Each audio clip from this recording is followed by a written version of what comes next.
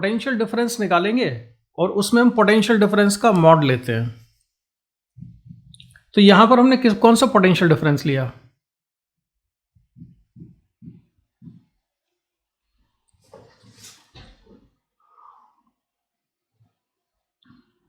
यहां पर हमने कौन सा पोटेंशियल डिफरेंस लिया है?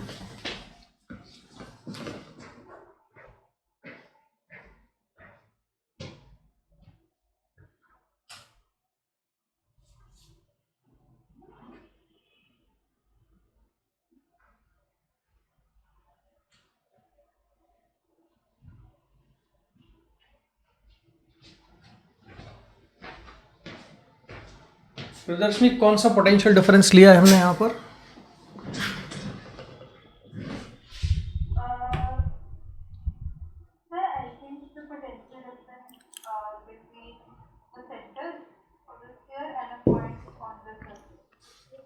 अच्छा, तो सेंटर पर पोटेंशियल कितना है?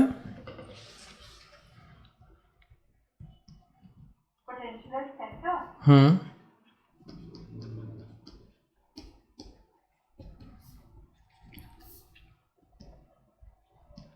सेंटर पर बेटा पोटेंशियल कितना है?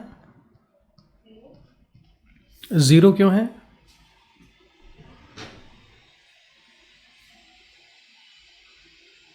एक कंडक्टिंग स्फीयर को अगर हमने चार्ज क्यू दिया है ना, तो इसके सरफेस का पोटेंशियल बता दो। अच्छा है ना, सरफेस का कितना है? वी आर लिख देते हैं मान लो इसको। तो सरफेस का पोटेंशियल क्या है?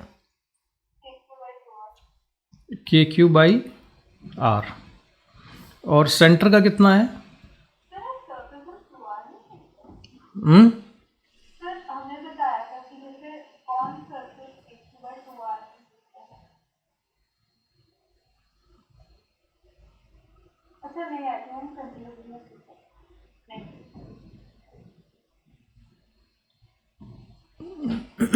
हाँ, कंफर्म करो सरफेस पर पोटेंशियल कितना। अच्छा, और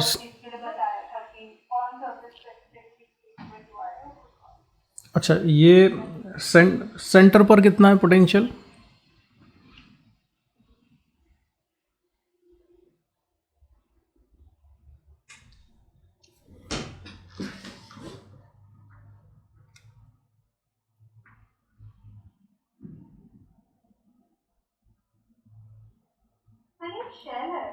हॉल स्फीयर है।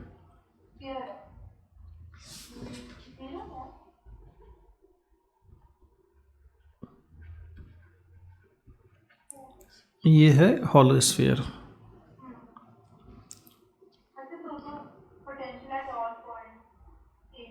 है ना। जितना अंदर हर पॉइंट पे सेम है पोटेंशियल। तो सेंटर पे पोटेंशियल कितना है? के क्यू बाई आर। तो पोटेंशियल डिफरेंस कितना हुआ? वी आर माइनस वी सी, 0। तो इसमें तो फिर कैपेसिटेंस के कैलकुलेशन में जो पोटेंशियल डिफरेंस लिया है हमने, ये पोटेंशियल डिफरेंस वो वाला नहीं है सेंटर और सरफेस का, यानी कुछ और है। तो कौन सा है?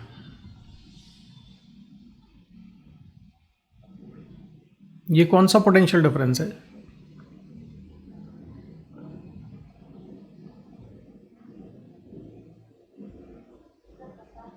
अच्छा ठीक है, अब आराम से समझते हैं ना। अब तुमको अच्छा, तुमने अभी कहा कि ये हॉलो है इसलिए हर पॉइंट पे सेम होगा। अगर ये सॉलिड स्फीयर होता तो पोटेंशियल कितना होता अंदर?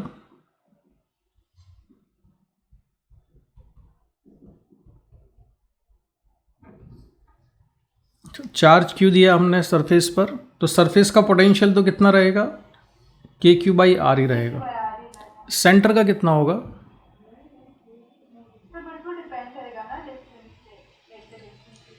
ये सॉलिड कंडक्टिंग स्फीयर है।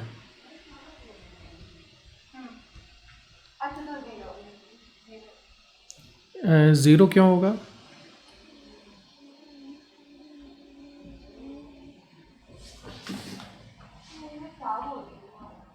हाँ सच में, मैं भी ये सोच रहा हूँ तुम क्या बोल रही हो।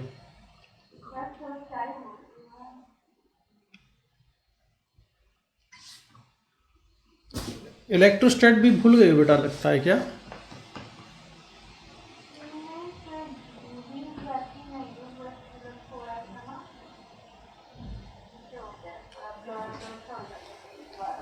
हाँ चलो रिलैक्स रहो, टेंशन मत लो, बताओ आराम से बताओ।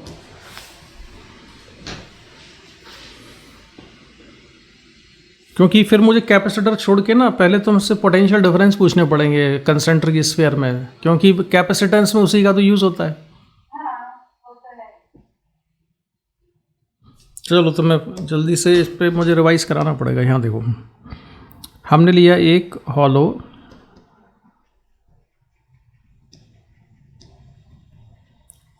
कंडक्टिंग स्फीयर, और हॉलो कंडक्टिंग स्फीयर में अगर मैंने रेडियस मान लेता हूँ आर है और इस पर चार्ज है क्यू, तो इसके सेंटर पर इलेक्ट्रिक फील्ड कितना है, पहले तो हम इलेक्ट्रिक फील्ड की बात कर लें फिर पोटेंशियल की बात करेंगे। ईसी सेंटर पर, फिर मैंने एक पॉइंट मान लिया यहाँ पर 1, तो 1 पॉइंट पर फिर मैं निकालूंगा इसके सरफेस पर इलेक्ट्रिक फील्ड, फिर निकालता हूँ सेंटर से x डिस्टेंस पर, तो ई एक्स लिखूँगा। तो कितने कितने इलेक्ट्रिक फील्ड होंगे बेटा, पहले तो इलेक्ट्रिक फील्ड बता दो।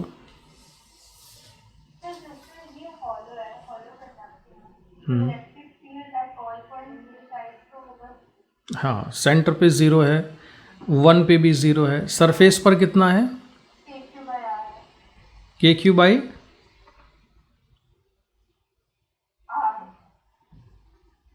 नहीं ये तो पोटेंशियल था ना बेटा, आर स्क्वायर होता है ना के क्यू बाई आर स्क्वायर। और एक्स डिस्टेंस पर कितना होगा, K Q by x square होगा। जब हम बाहर इलेक्ट्रिक फील्ड निकाल रहे होते हैं तो सारा चार्ज सेंटर पर कॉन्सेंट्रेट मान सकते हैं, तो हमने सारे चार्ज को सेंटर पे कॉन्सेंट्रेट मान लिया है ना।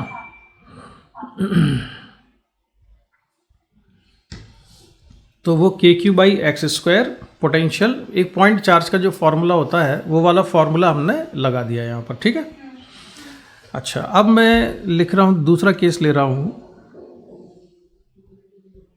सॉलिड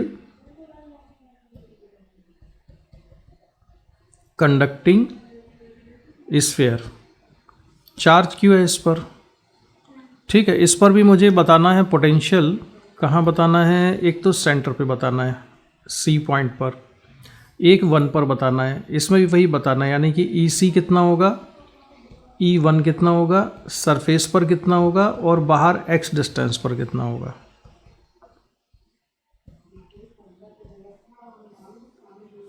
तो ये कितने कितने आएंगे इलेक्ट्रिक फील्ड बेटा, यहाँ पर सेंटर पे कितना आएगा इस बार,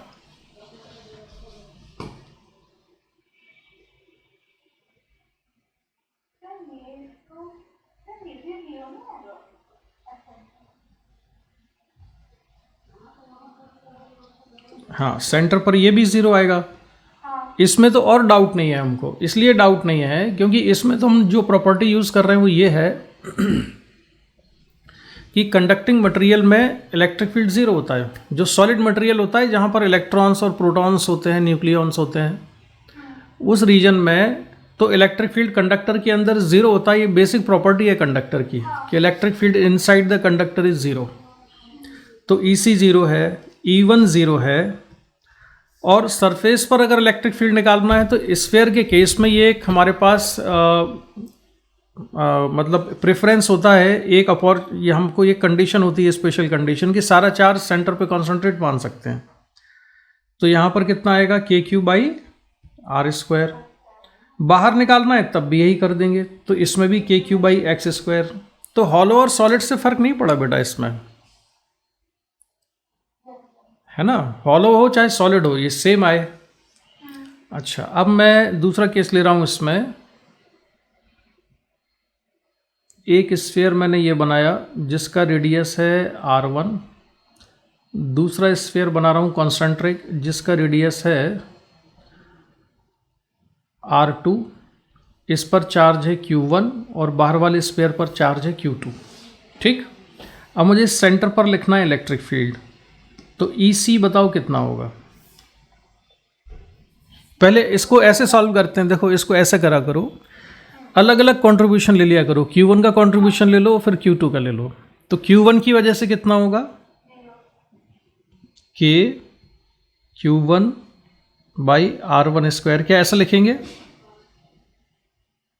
नहीं लिखेंगे। तो फील्ड है तो फील्ड तो जीरो आएगा, ठीक बताया। तो Q1 का कंट्रीब्यूशन जीरो है और Q2 का भी जीरो है। अब मैं एक पॉइंट बना रहा हूँ यहाँ पर, ये पॉइंट 1, इसकी डिस्टेंस मैं मान लेता हूँ x1 है, तो E1 कितना आएगा, ये भी ज़ीरो आएगा, क्योंकि this point is still inside the smaller sphere, तो दोनों ही चार्ज का कंट्रीब्यूशन ज़ीरो है। अब सरफेस पे बता दो R1 के सरफेस पर कितना लिखेंगे, R1 स्क्वायर, और दूसरे चार्ज का कंट्रीब्यूशन ज़ीरो है। इसके बाद मैं E2 लिख रहा हूँ, मैंने एक पॉइंट सेलेक्ट किया यहाँ पर, ये पॉइंट है 2 और डिस्टेंस है उसकी x2 के बराबर, तो यहाँ बताओ कितना हो जाएगा,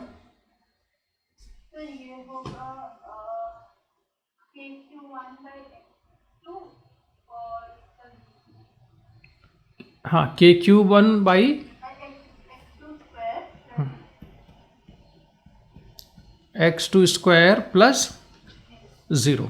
अब मुझे निकालना है सरफेस पर ER2, बड़े वाले स्फीयर के सरफेस पर। तो बड़े वाले स्फीयर के सरफेस पर क्या होगा प्रदर्शनी,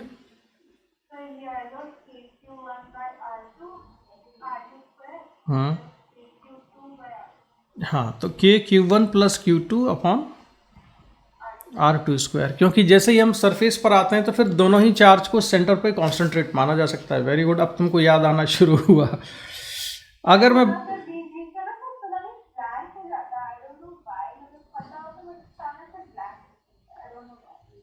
अब बाहर अगर मैं एक पॉइंट P पर निकालूं x डिस्टेंस पर EP, तो EP कितना हो जाएगा,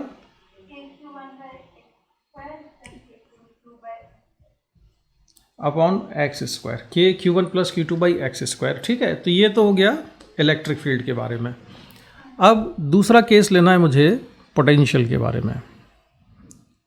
तो एक स्फीयर बना देते हैं हम यहाँ पर, और एक स्फीयर ये बनाया मैंने, इसका रेडियस है R1, इसका रेडियस है R2, चार्ज Q1 और ये Q2। सेंटर पर पोटेंशियल बताना है सबसे पहले, तो कितना होगा, हाँ टोटल पोटेंशियल।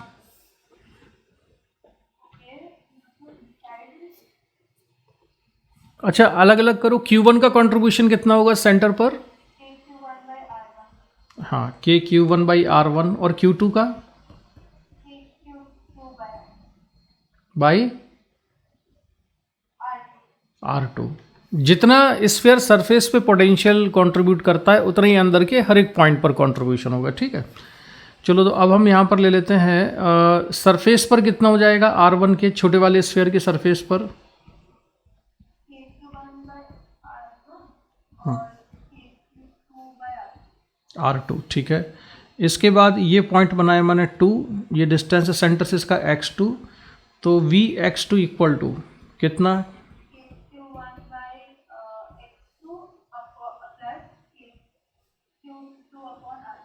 हाँ ठीक है, थैंक गॉड, अब तुमको याद आनी शुरू हुई चीज़। चलो तो फिर मैं ना अब थोड़ा सा मैंने कुछ और भी चीज़ पूछूंगा अब तुमसे इस पर पोटेंशियल के बारे में। ये वाला आ गया ना अब याद। चलो अब ये बताओ कि एक स्फीयर है ये कंडक्टिंग,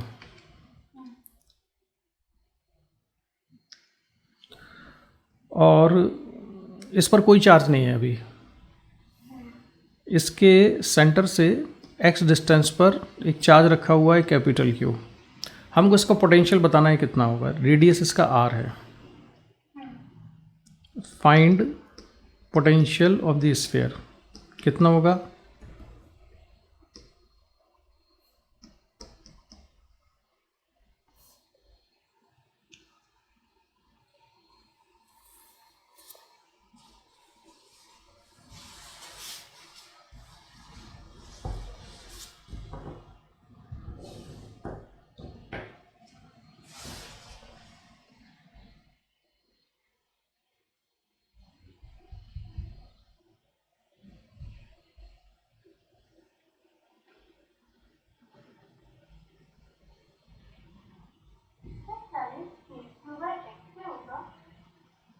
KQ/x। एक्सप्लेन करो क्यों होगा,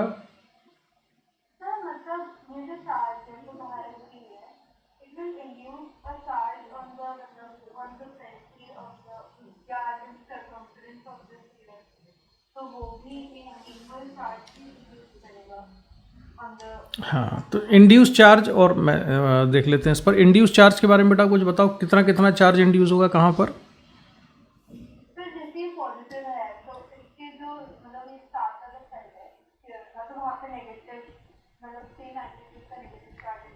सेम मैग्नीट्यूड होगा कि अलग होगा?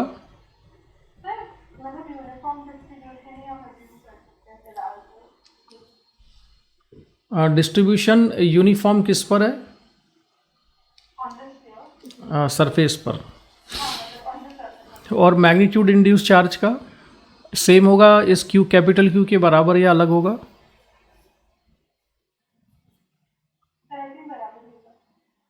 देखो दो गड़बड़ है, एक तो ना, एक तो इक्वल नहीं होगा ये। Magnitude of induce charge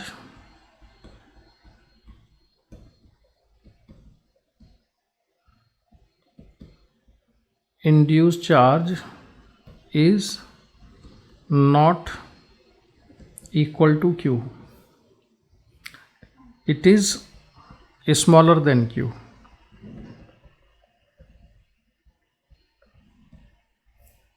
But we can't calculate its magnitude. मतलब डिफ़िकल्ट है कैलकुलेट करने के लिए, कैलकुलेट हमारा जब भी, अदरवाइज मैथमेटिक्स बहुत ज़्यादा लग जाएगा।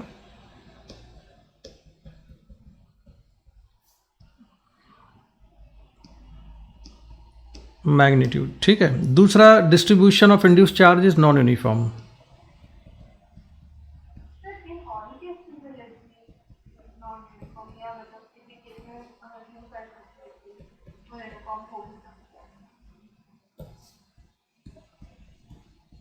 नॉट यूनिफॉर्म बेटा, ये ना एज्यूम नहीं किया जा सकता ना, ये एज्यूम हम वही चीज़ कर सकते हैं जो कुछ हमको कंफर्म हो, इसमें कैसे एज्यूम कर लेंगे कि यूनिफॉर्म है?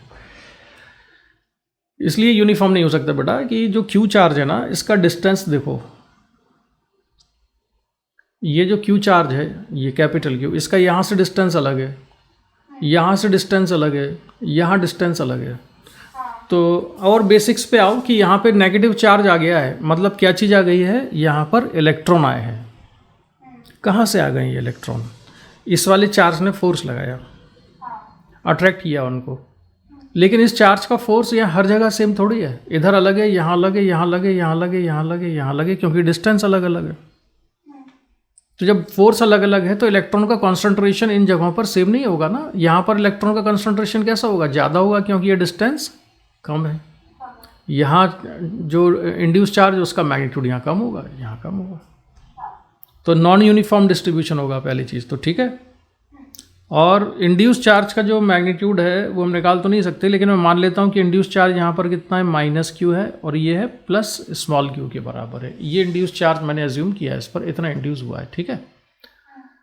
चलो अब मुझे बताओ कि इस पर इंड्यूस चार्ज की वजह से पोटेंशियल कितना होगा?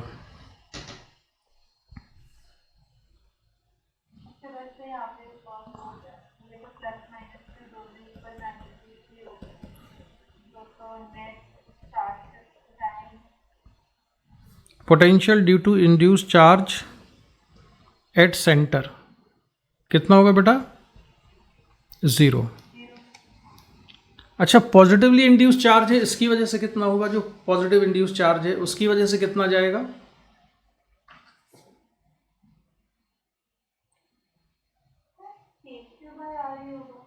हाँ, कौन सा क्यू, छोटा वाला कि बड़ा वाला? हाँ, ऐसा इसलिए कह सकते हैं क्योंकि सेंटर से ना पॉजिटिव चार्ज के हर एक पार्टिकल की डिस्टेंस सेम है, तो हम डायरेक्ट उसको के स्मॉल क्यू बाई आर लिख सकते हैं। सिमिलरली नेगेटिव चार्ज की वजह से भी -kq बाई आर है। नेट निकालेंगे इंड्यूस चार्ज की वजह से तो कैंसिल हो जाएगा, है ना। तो इंड्यूस चार्ज की वजह से सेंटर पोटेंशियल 0 है। अब इसकी वजह से कितना हो जाएगा? इसकी वजह से हो जाएगा kq बाई x। तो नेट पोटेंशियल आ गया सेंटर पर Vc = kq बाई x, और जो पोटेंशियल सेंटर पे होगा वही इसके सरफेस पर भी होगा। तो इसका जो टोटल पोटेंशियल कितना लिखा हमने, kq बाई x के बराबर, ठीक है। चलो अब थोड़ा सा एक और सवाल, मान लो ये जो पॉइंट है, एक यहाँ पर एक पॉइंट है A, और ये q चार्ज से है x1 डिस्टेंस पर, तो निकालना है find potential at A due to induced charges only.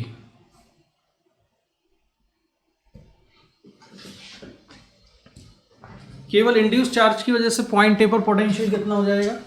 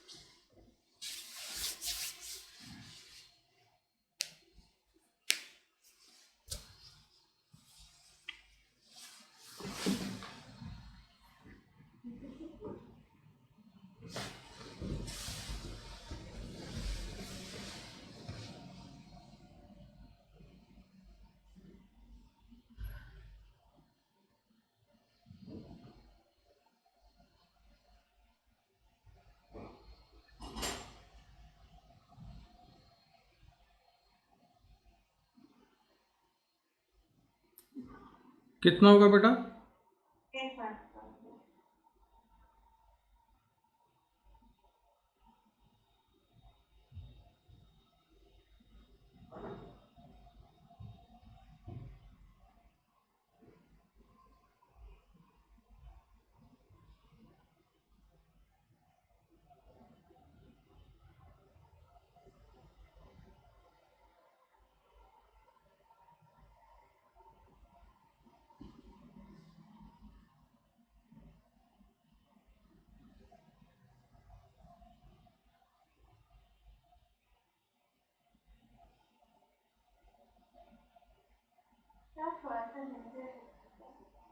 कितना? देखो इसमें करना ये है आपको, पॉइंट ए पर पोटेंशियल निकालो। नेट पोटेंशियल कितना है पॉइंट ए पर?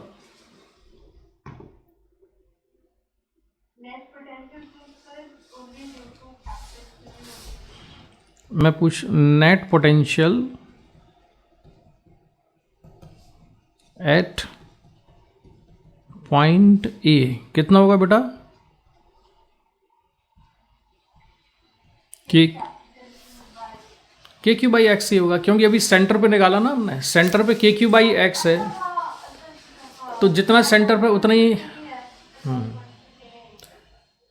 अब अगर ये जो डिस्टेंस है ये x1 डिस्टेंस है, तो पोटेंशियल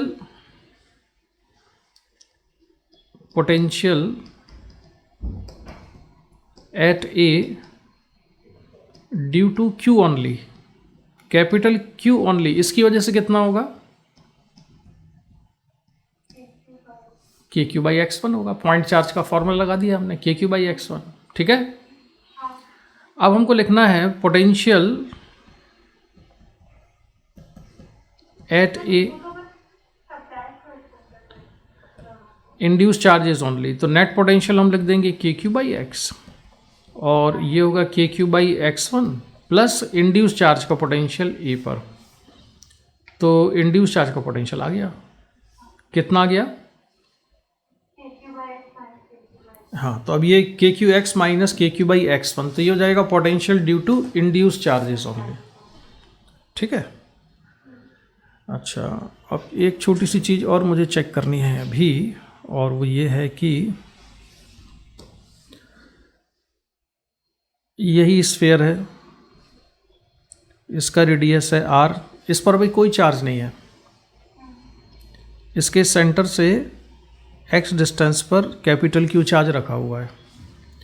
अब हमने इसकी अर्थिंग कर दी। ठीक है, then find charge on sphere.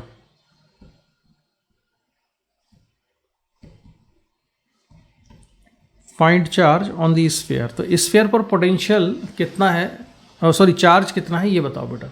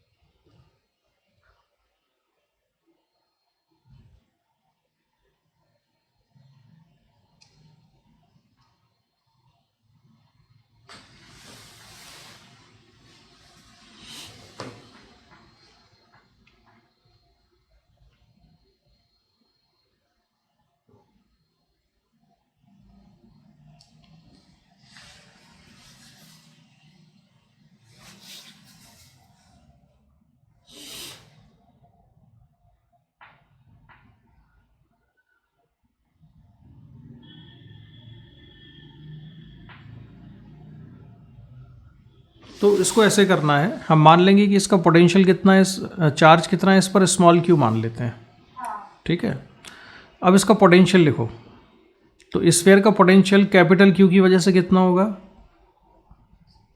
कि कहाँ निकाल रहे हैं हम, ये सेंटर पे निकाल रहे हैं, और जो ऊपर चार्ज स्मॉल क्यू आया है उसकी वजह से कितना होगा, के क्यू बाई आर, और ये मिलके ज़ीरो होना चाहिए। क्यों होना चाहिए ज़ीरो, क्योंकि इसकी अर्थिंग की, तो Q इक्वल टू कितना आ जाएगा, ये minus Q into R by X के बराबर, ठीक है।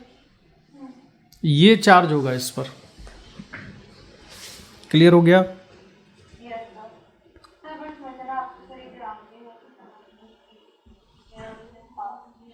ग्राउंडिंग का मतलब ये है कि पोटेंशियल ज़ीरो हो गया बस।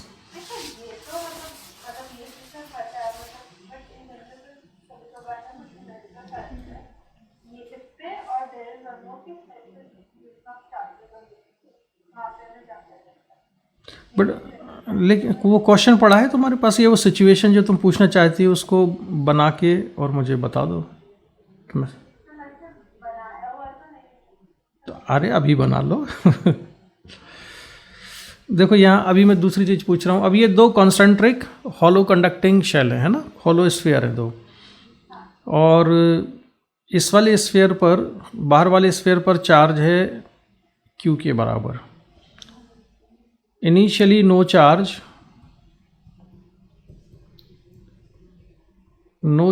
On inner sphere, inner sphere पर कोई चार्ज नहीं है, और यहाँ पर हमने एक स्विच बनाया हुआ है जिसकी हेल्प से हम अर्थिंग कर सकते हैं इनर स्फीयर की। तो initially no charge on the inner sphere and switch is open. Switch कैसा है, ओपन है। तो आपको ये बताना है कि इस समय दोनों का पोटेंशियल कितना है, छोटे वाले स्फीयर का पोटेंशियल कितना है, बड़े वाले का पोटेंशियल कितना है। हाँ, व्हेन स्विच इज ओपन।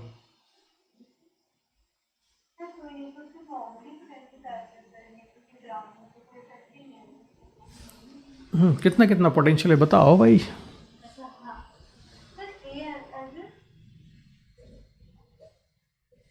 हम्म,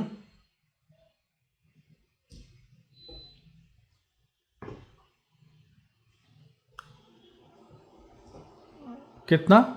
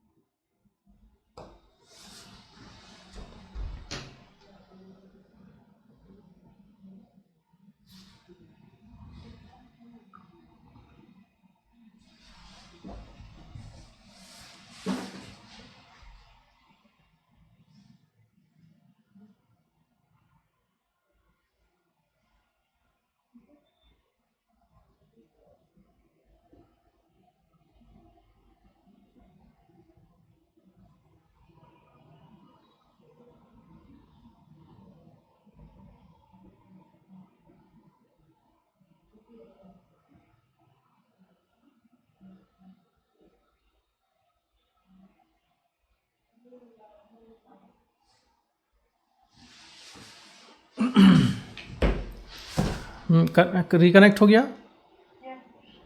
अभी ना एक सेकंड के लिए लाइट गई और फिर वापस आ गई, लेकिन उससे होता क्या है ना कि वाईफाई जो होता है ना, अगर वो एक बार ऑफ हो जाए तो उसको आने में थोड़ा सा टाइम लगता है, ठीक है। तो इसमें मैं ये पूछ रहा था बेटा कि ए और बी का पोटेंशियल कितना हो जाएगा।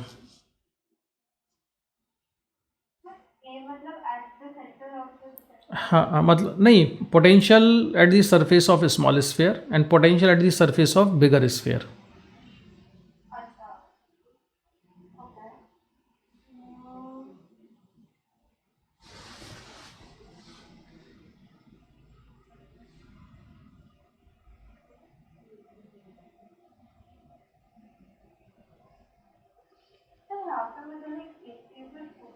हम्म सर यहाँ पे जैसे बाहर बाहर हमने स्फीयर में चार्ज रखा है, तो सर उसकी वजह से क्या अंदर के स्फीयर में भी कोई चार्जेस आएंगे?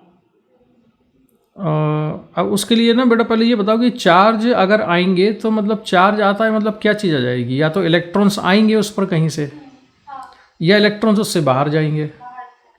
तो कैसे जा सकते हैं वो, कोई कनेक्शन है क्या इनके बीच में? नहीं। जब कोई रास्ता ही नहीं है तो चार्ज कैसे आ सकता है? सर तो बिल्कुल अंदर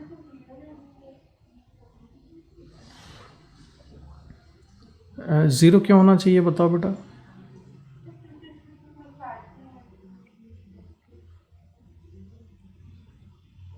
मैं इसलिए ना ये सारी चीज़ें तुमसे करवा रहा हूँ आज, पोटेंशियल वाली पहले।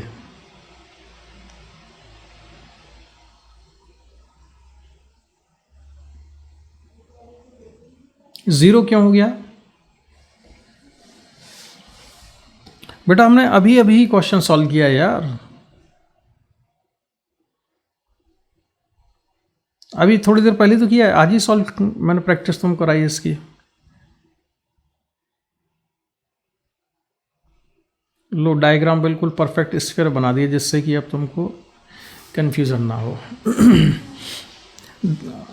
बाहर वाले पे चार्ज कितना दिया हुआ था हमने, क्यू।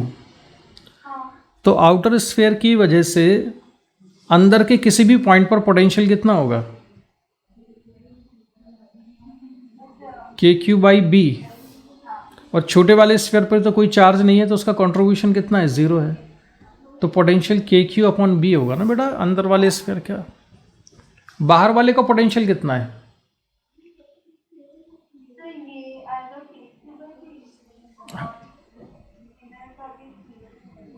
हम्म हाँ, अंदर वाले पर तो कोई चार्ज नहीं है तो उसका कंट्रीब्यूशन तो नहीं है पोटेंशियल में, लेकिन बाहर वाले का खुद के चार्ज का पोटेंशियल होगा ना। तो के क्यू बी आ गया, तो दोनों का पोटेंशियल कैसा है, सेम है। अच्छा, अब चार्ज के बारे में कंफर्म हो ना कि अंदर स्फीयर पे चार्ज नहीं आ सकता, बाहर वाले को कुछ भी चार्ज दे दें अंदर पे चार्ज नहीं आ सकता। क्यों नहीं? चार्ज को ट्रांसफ़र होने के लिए, आने के लिए कोई हाँ मोड ऑफ ट्रांसपोर्ट चाहिए ना, कैसे कहाँ से आएगा वो। अच्छा, अब इसमें जो चीज़ मुझे पूछनी थी वो तो अब मैं पूछूंगा, find charge on inner sphere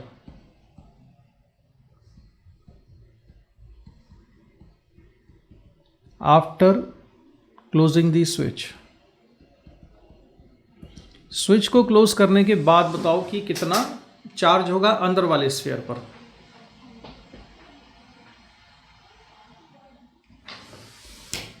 अच्छा यहाँ देखो, इधर देखते रहो, सॉल्व नहीं करो, पहले तो कुछ बात करो। अच्छा हाँ, स्विच को क्लोज करेंगे तो उससे क्या होगा,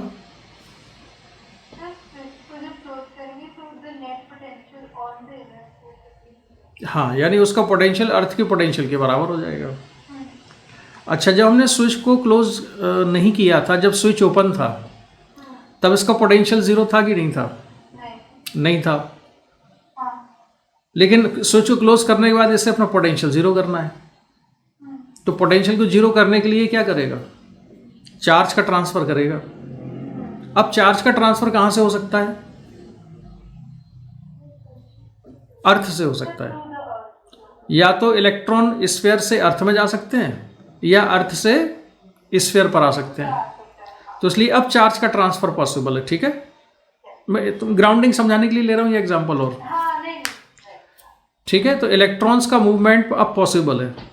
अर्थ जो है अनलिमिटेड सोर्स है इलेक्ट्रॉन का, वो कितने भी इलेक्ट्रॉन दे सकती है और कितने भी इलेक्ट्रॉन्स ले सकती है। ठीक है, अच्छा तो अब इसे अपना पोटेंशियल ज़ीरो करने के लिए सरफेस पे चार्ज लाना पड़ेगा कुछ। तो मान लो कि इस पर चार्ज कितना है, स्मॉल क्यू आ गया। अब वो पॉजिटिव है या नेगेटिव सपोज नहीं पता हमें, तो अब अंदर वाले स्फीयर का पोटेंशियल दो चार्जेस की वजह से होगा, एक स्मॉल क्यू की वजह से, एक कैपिटल क्यू की वजह से। उन दोनों की वजह से पोटेंशियल लिखो अंदर वाले स्फीयर का, और उन दोनों का पोटेंशियल मिला के कितना करना होगा, ज़ीरो।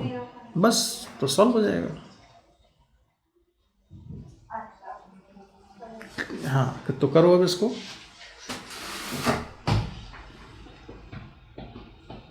तो मतलब यही करना है ना, वी हैव अज्यूम्ड कि जितना चार्ज फर्स्ट ट्रांसफर कर रहा है to the surface of the inner sphere उसे हम q लेते हैं, है ना?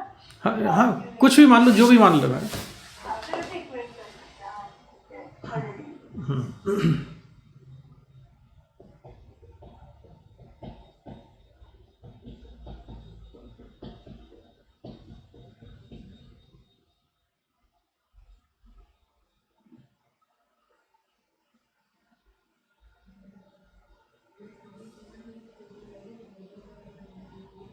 Sir minus Q A by b है, minus Q, A by b. हाँ तो मान लेते हैं इस पर चार्ज कितना था, स्मॉल क्यू था, तो K Q upon A plus K capital Q upon B equal to 0 हो जाना चाहिए, है ना?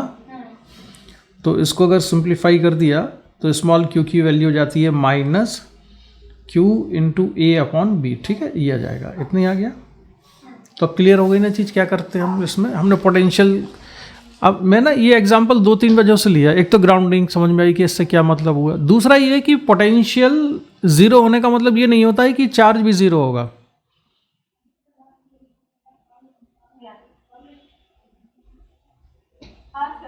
प्रोसेसिंग हो गई दिमाग में। इस वाले केस में स्फीयर पर जब चार्ज ज़ीरो था, अंदर वाले स्फीयर पे जब चार्ज ज़ीरो था तो उसका पोटेंशियल ज़ीरो था कि नहीं था? नहीं था, तब उसका पोटेंशियल ऊपर जो हमने निकाला है वो था, और इसका पोटेंशियल तब ज़ीरो हुआ जब इस पर चार्ज आ गया। इनफैक्ट चार्ज आया ही इसलिए है जिससे पोटेंशियल ज़ीरो हो जाए, ठीक है? तो आपने ना थोड़ी देर पहले इस बीच में एक जगह बोला था कि उसका पोटेंशियल ज़ीरो होना चाहिए क्योंकि इस पर चार्ज ही ज़ीरो है ना। तो एक चीज़ याद रखना कि चार्ज ज़ीरो होना इस बात की गारंटी नहीं है कि पोटेंशियल ज़ीरो होगा, वो तो हमें एनालाइज करना पड़ेगा सिचुएशन को, ठीक है? तो ये वाला एग्जांपल हो गया। अच्छा, अब ये बता दो कि जब स्विच ओपन था तब छोटे वाले स्फीयर के अंदर इलेक्ट्रिक फील्ड कितना है?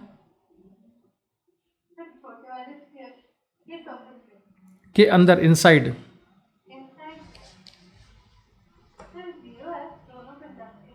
हाँ, तो ज़ीरो होगा, ठीक है? अच्छा, इसके बाद जब अर्थिंग कर दिए तब इनर स्फीयर का पोटेंशियल कितना है?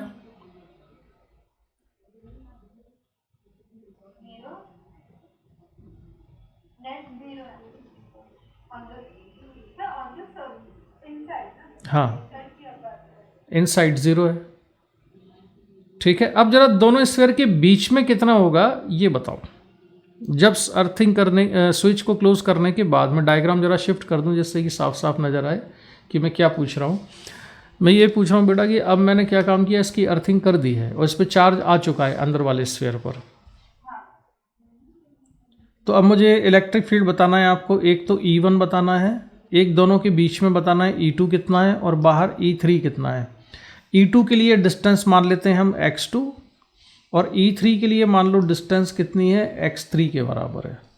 तो E1 तो आपने बता ही दिया कितना है, 0 है। E2 बताओ कितना आएगा?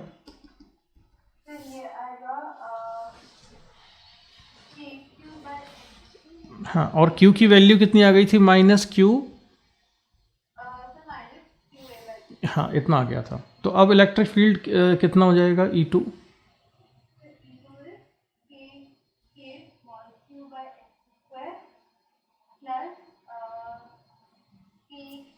थोड़ा सा कैलकुलेशन कर लो, है ना, पेपर पे करके बताना कितना आ रहा है।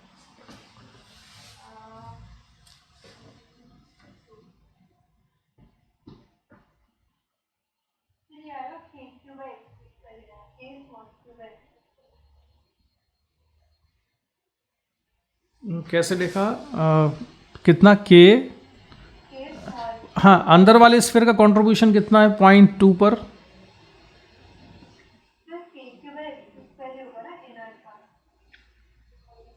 हाँ, क्यू की वैल्यू भी रखो ना बेटा, माइनस क्यू,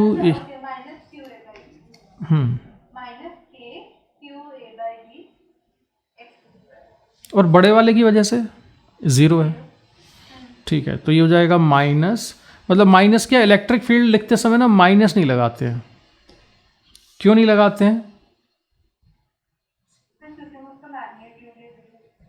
क्योंकि इलेक्ट्रिक फील्ड का नेगेटिव या पॉजिटिव होना वो चार्ज के साइन पर डिपेंड नहीं करेगा, वो डिपेंड करेगा कोऑर्डिनेट सिस्टम पर कि मैंने पॉजिटिव डायरेक्शन कौन सी ली है। जैसे ये है माइनस क्यू चार्ज, ये है पॉइंट ए। इस माइनस क्यू की वजह से पॉइंट ए पर इलेक्ट्रिक फील्ड क्या minus K Q by x square लिखेंगे? नहीं लिखेंगे, क्योंकि इस पॉइंट पर जो इलेक्ट्रिक फील्ड है वो के क्यू बाई एक्स स्क्वायर है। ये तो सही है, लेकिन ये पॉजिटिव होगा या नेगेटिव होगा वो मुझे वेक्टर का साइन लगाना पड़ेगा ना। अगर मैंने कोऑर्डिनेट सिस्टम ये सिलेक्ट किया है तो फिर मैं माइनस आई कैप करूँगा इसको, तो ये तब इसमें माइनस है। और अगर ये मैंने कोऑर्डिनेट सिस्टम ऐसा लिया होता कि ये मैं लेता पॉजिटिव एक्स और इसको लेता मैं पॉजिटिव वाई, तो सेम इलेक्ट्रिक फील्ड को मैं लिखता पॉजिटिव, क्योंकि मैंने पॉजिटिव एक्स को लेफ्ट साइड में लिया हुआ है। तो ध्यान रखना जैसे सिचुएशन हो, क्योंकि इलेक्ट्रिक फील्ड लिखते समय चार्ज के साइन से फील्ड का साइन नहीं आता है, फील्ड का साइन वेक्टर से आता है कि उसकी डायरेक्शन उसको प्लस या माइनस बनाएगी। नहीं तो मैं ये चीज़ क्लियर नहीं हुई, पक्का समझ में आई ये बात? अच्छा, तो E2 कितना आ गया यहाँ पर? ये हमने सॉल्व कर दिया। अब मुझे बताओ E3 कितना हो जाएगा? हाँ, तो कितना है कैलकुलेशन करके बता दो जरा कितना।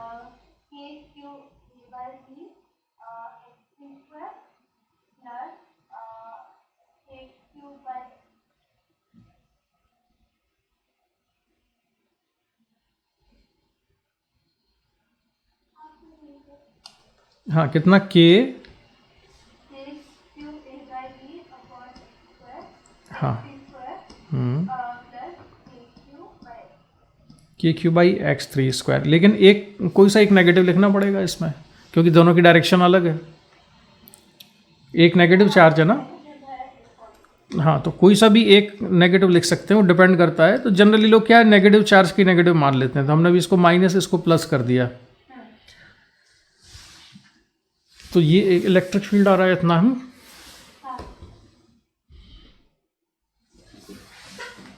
अच्छा, कंफर्म है ना ये चीज़?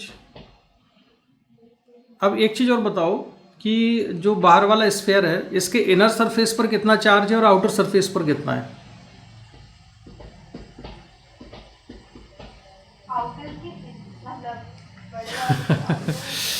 देखो, ये जो बड़ा वाला स्फीयर है ना, इसके ये इनर सरफेस पे कुछ अलग चार्ज होगा और आउटर सरफेस पे अलग होगा। तो इनर सरफेस पे कितना चार्ज है?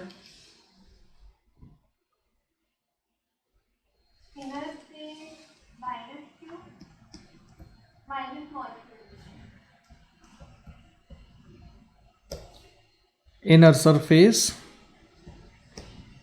ऑफ द बिगर स्फीयर, और आउटर स्फीयर लिख देता हूं मैं। तुमने ठीक बताया बेटा, ये वाला कितना? माइनस स्मॉल क्यू मतलब कितना? नहीं, plus Q A by B. Minus तो खुद ही है। अच्छा, आउटर सरफेस पर कितना होगा?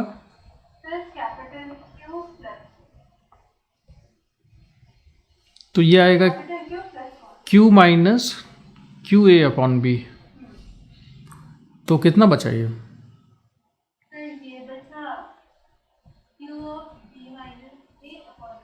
इतना चार्ज होगा ना बेटा, ठीक है। तो ये इसकी ज़रूरत आगे पढ़ने वाली है, मैं तुम्हें वहाँ ले जा रहा हूँ जो चीज़ मुझे तुमको भी सिखानी है।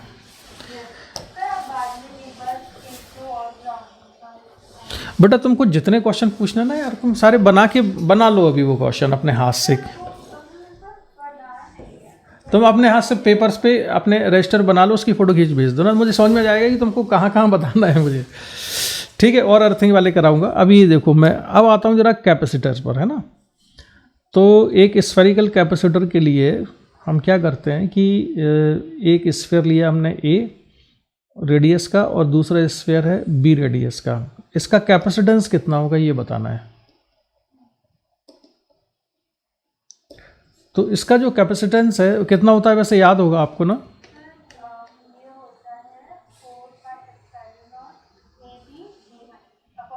हाँ, लेकिन मुझे ना इसका डेरिवेशन भी करना है, तभी पता चलेगा कि फंडे कितने क्लियर है। एग्ज़ाम में डेरिवेशन नहीं करना है, लेकिन एग्ज़ाम में सिचुएशन जब वो बदल देंगे ना तब कैसे निकालना पड़ेगा, तो वो तुम बताओ कैसे करते हैं। हम कैपेसिटेंस निकालने के लिए करते क्या कि हम खुद ही चार्ज दे देते हैं।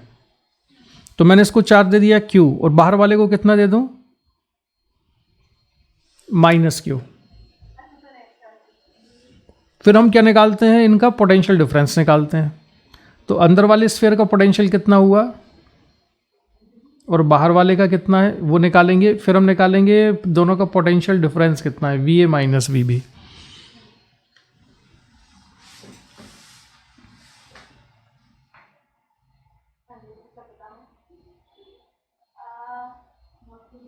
अंदर वाले का होगा के, हाँ KQ by small A minus KQ by हाँ, वेरी गुड। तो KQ by A minus KQ by B, ठीक है। B का KQ by B minus KQ by B, तो 0। तो VA माइनस VB कितना आया, KQ upon A minus KQ upon B के बराबर, ठीक है, इतना आया। अब हमको कैपेसिटेंस निकालना है, तो कैपेसिटेंस निकालने के लिए क्या करते हैं हम, C इक्वल टू होता है दोनों में से कोई भी एक चार्ज का मैग्नीट्यूड, मॉडुलस ऑफ Q लेते हैं और मॉडुलस ऑफ पोटेंशियल डिफरेंस लेते हैं। तो इसका कैपेसिटेंस अगर हम निकालेंगे तो Q अपॉन ये KQ upon A minus KQ upon B आएगा, और Q कॉमन ले लें तो कैंसिल हो जाएगा। K की भी वैल्यू रख दें तो ये बन जाएगा 4 pi epsilon not AB upon B minus A। तो ये कैपेसिटेंस आ गया, ठीक है। चलो अब मैं थोड़ी सी सिचुएशन बदलूंगा इसमें, है ना। यही है टेस्टिंग हमारी कि ये कैपेसिटर है, इसका इनर रेडियस है A, आउटर रेडियस है B के बराबर। अब मैंने इसकी आउटर सरफेस की अर्थिंग कर दी है, अब कैपेसिटेंस निकालना है। तो अब क्या करेंगे, हम चार्ज दे देंगे। तरीका तो वही है, किसी भी सिस्टम के कैपेसिटेंस को निकालने का मेथड तो वही है कि खुद ही चार्ज दे देते हैं, फिर खुद ही पोटेंशियल डिफरेंस निकालते हैं। इससे पहले हमने क्या किया था, चार्ज दिया था Q और माइनस Q, लेकिन इसमें ना इनर सरफेस को तो हम जो मर्जी चार्ज दे दें, चाहे उसको Q दे दो चाहे माइनस Q दे दो, लेकिन आउटर सरफेस पे हमारी नहीं चलेगी। क्यों, तो उसको तो वो अपने आप लेके आएगा चार्ज। आप बाहर वाले सरफेस पे कुछ भी चार्ज दे दो, वो अर्थ के साथ अपने आप एडजस्टमेंट कर लेगा और उसको चेंज कर लेगा। क्यों चेंज करेगा, outer sphere will keep a charge on its surface which makes it's potential zero. वो चार्ज रखेगा अपने सरफेस पर जो इसके पोटेंशियल को ज़ीरो कर देता हो। ठीक है। तो अंदर वाले स्फेयर को मैंने चार्ज दे दिया Q, तो बाहर वाले पर कितना हो गया,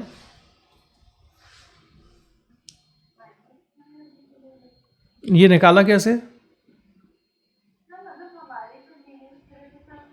नहीं बेटा अभी हमने सीखा ऐसे ना। मान लेते हैं कि बाहर वाले पर Q डैश चार्ज है, तो बाहर वाले का पोटेंशियल KQ बाई B अंदर वाले की वजह से plus KQ dash upon B खुद की वजह से मिला के कितना, 0। सॉल्व करेंगे तो Q डैश कितना आएगा, माइनस Q।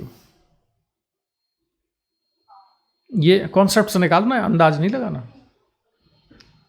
ठीक है। तो इस पे टोटल चार्ज कितना होगा, माइनस Q, ठीक है। अब इसका कैपेसिटेंस कैसे निकालेंगे, तो अब हम अंदर वाले का पोटेंशियल लिखेंगे VA, वो कितना होगा, KQ अपॉन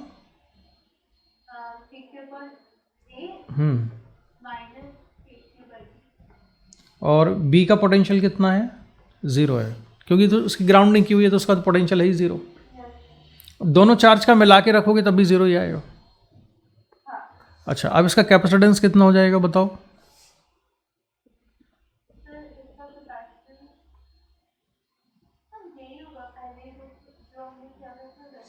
हाँ 4 AB upon B minus A। तो जितना पहले था उतना ही आया। अब है टेस्टिंग प्रियदर्शी की एक्चुअल क्वेश्चन में। और इसलिए मैं स्फीयर भी थोड़ा अच्छा सा बना देता हूँ जो देखने में अच्छा लगता हो। ये बना दे रहा हूँ मैं।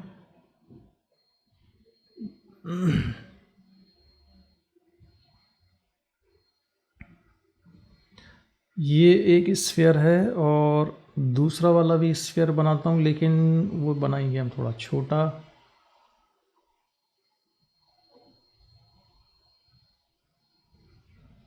और इस बार अंदर वाले स्फीयर की कर रहे हैं हम अर्थिंग। ग्राउंडिंग का तुम्हारा कॉन्सेप्ट क्लियर कर देंगे इससे।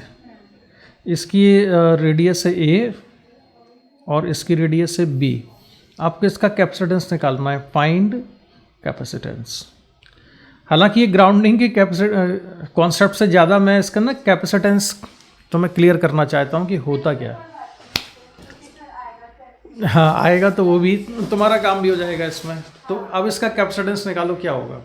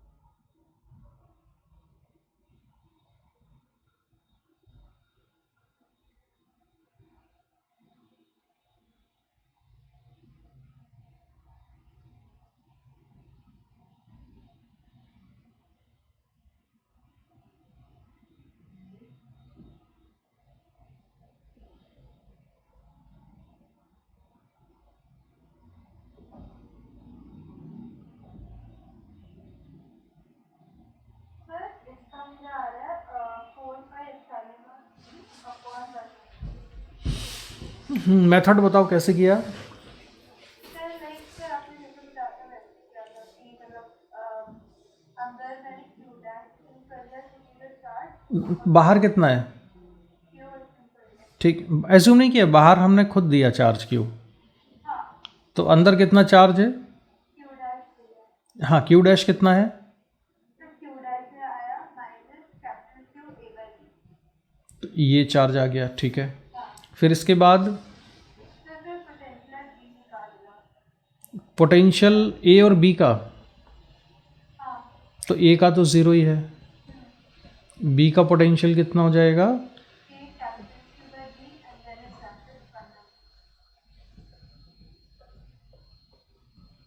करना। अच्छा इतना हो गया। फिर पोटेंशियल डिफरेंस कितना, कैपेसिटेंस कितना हो गया? C equal to, C B equal to Q. फिर वहाँ से निकालिए। तो कोई भी एक चार्ज ले लेते ये हमने। अच्छा इसमें अब कौन सा वाला चार्ज लोगी? एक पे चार्ज है क्यू, एक पर minus Q A upon B है, तो क्यू अपॉन पोटेंशियल डिफरेंस लेंगे तो इसमें कौन सा चार्ज लें?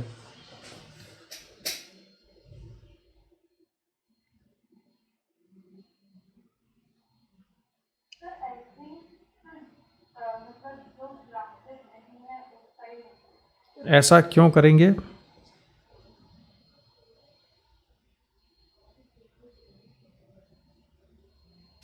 चलो ये जवाब तुम्हें हर कोई नहीं दे पाएगा, इसलिए पहले मैं तुम्हारे फंडे और क्लियर करने के लिए मुझे ज़रा ये बता दो बेटा, यहाँ पर इलेक्ट्रिक फील्ड कितना है इस वाले पॉइंट पर? इसको मैं मान लेता हूँ E1 और इसमें E2। E1 E2 बता दो कितना कितना है? सर E1 आएगा minus K Q A by B upon मतलब डिस्टेंस पर वैल्यू X1 ले लो। ठीक है। तो सर आएगा minus K Q A by B upon x1 square और बाहर से और बाहर कितना? फिर बाहर आएगा minus K Q A by B upon x2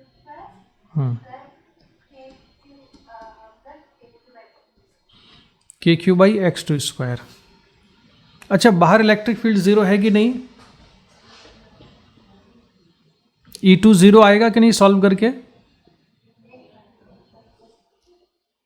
नहीं आएगा।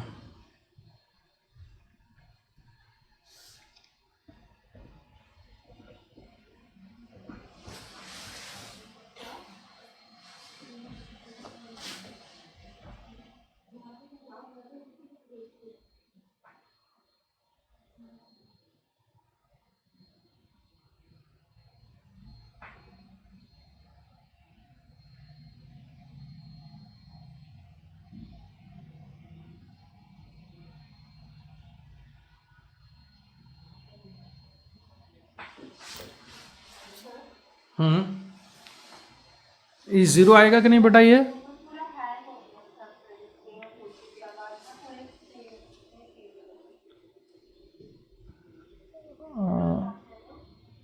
मैं ये पूछ रहा हूँ कि क्या स्क्रीन मेरी साफ नहीं आ रही है? नहीं सर, मेरा ना पूरा स्क्रीन क्लियर हो गया था, लाइक वो पूरा ना रुक गया था। अच्छा, अब ठीक है। हाँ। अच्छा, बाहर इलेक्ट्रिक फील्ड ज़ीरो होगा कि नहीं बेटा?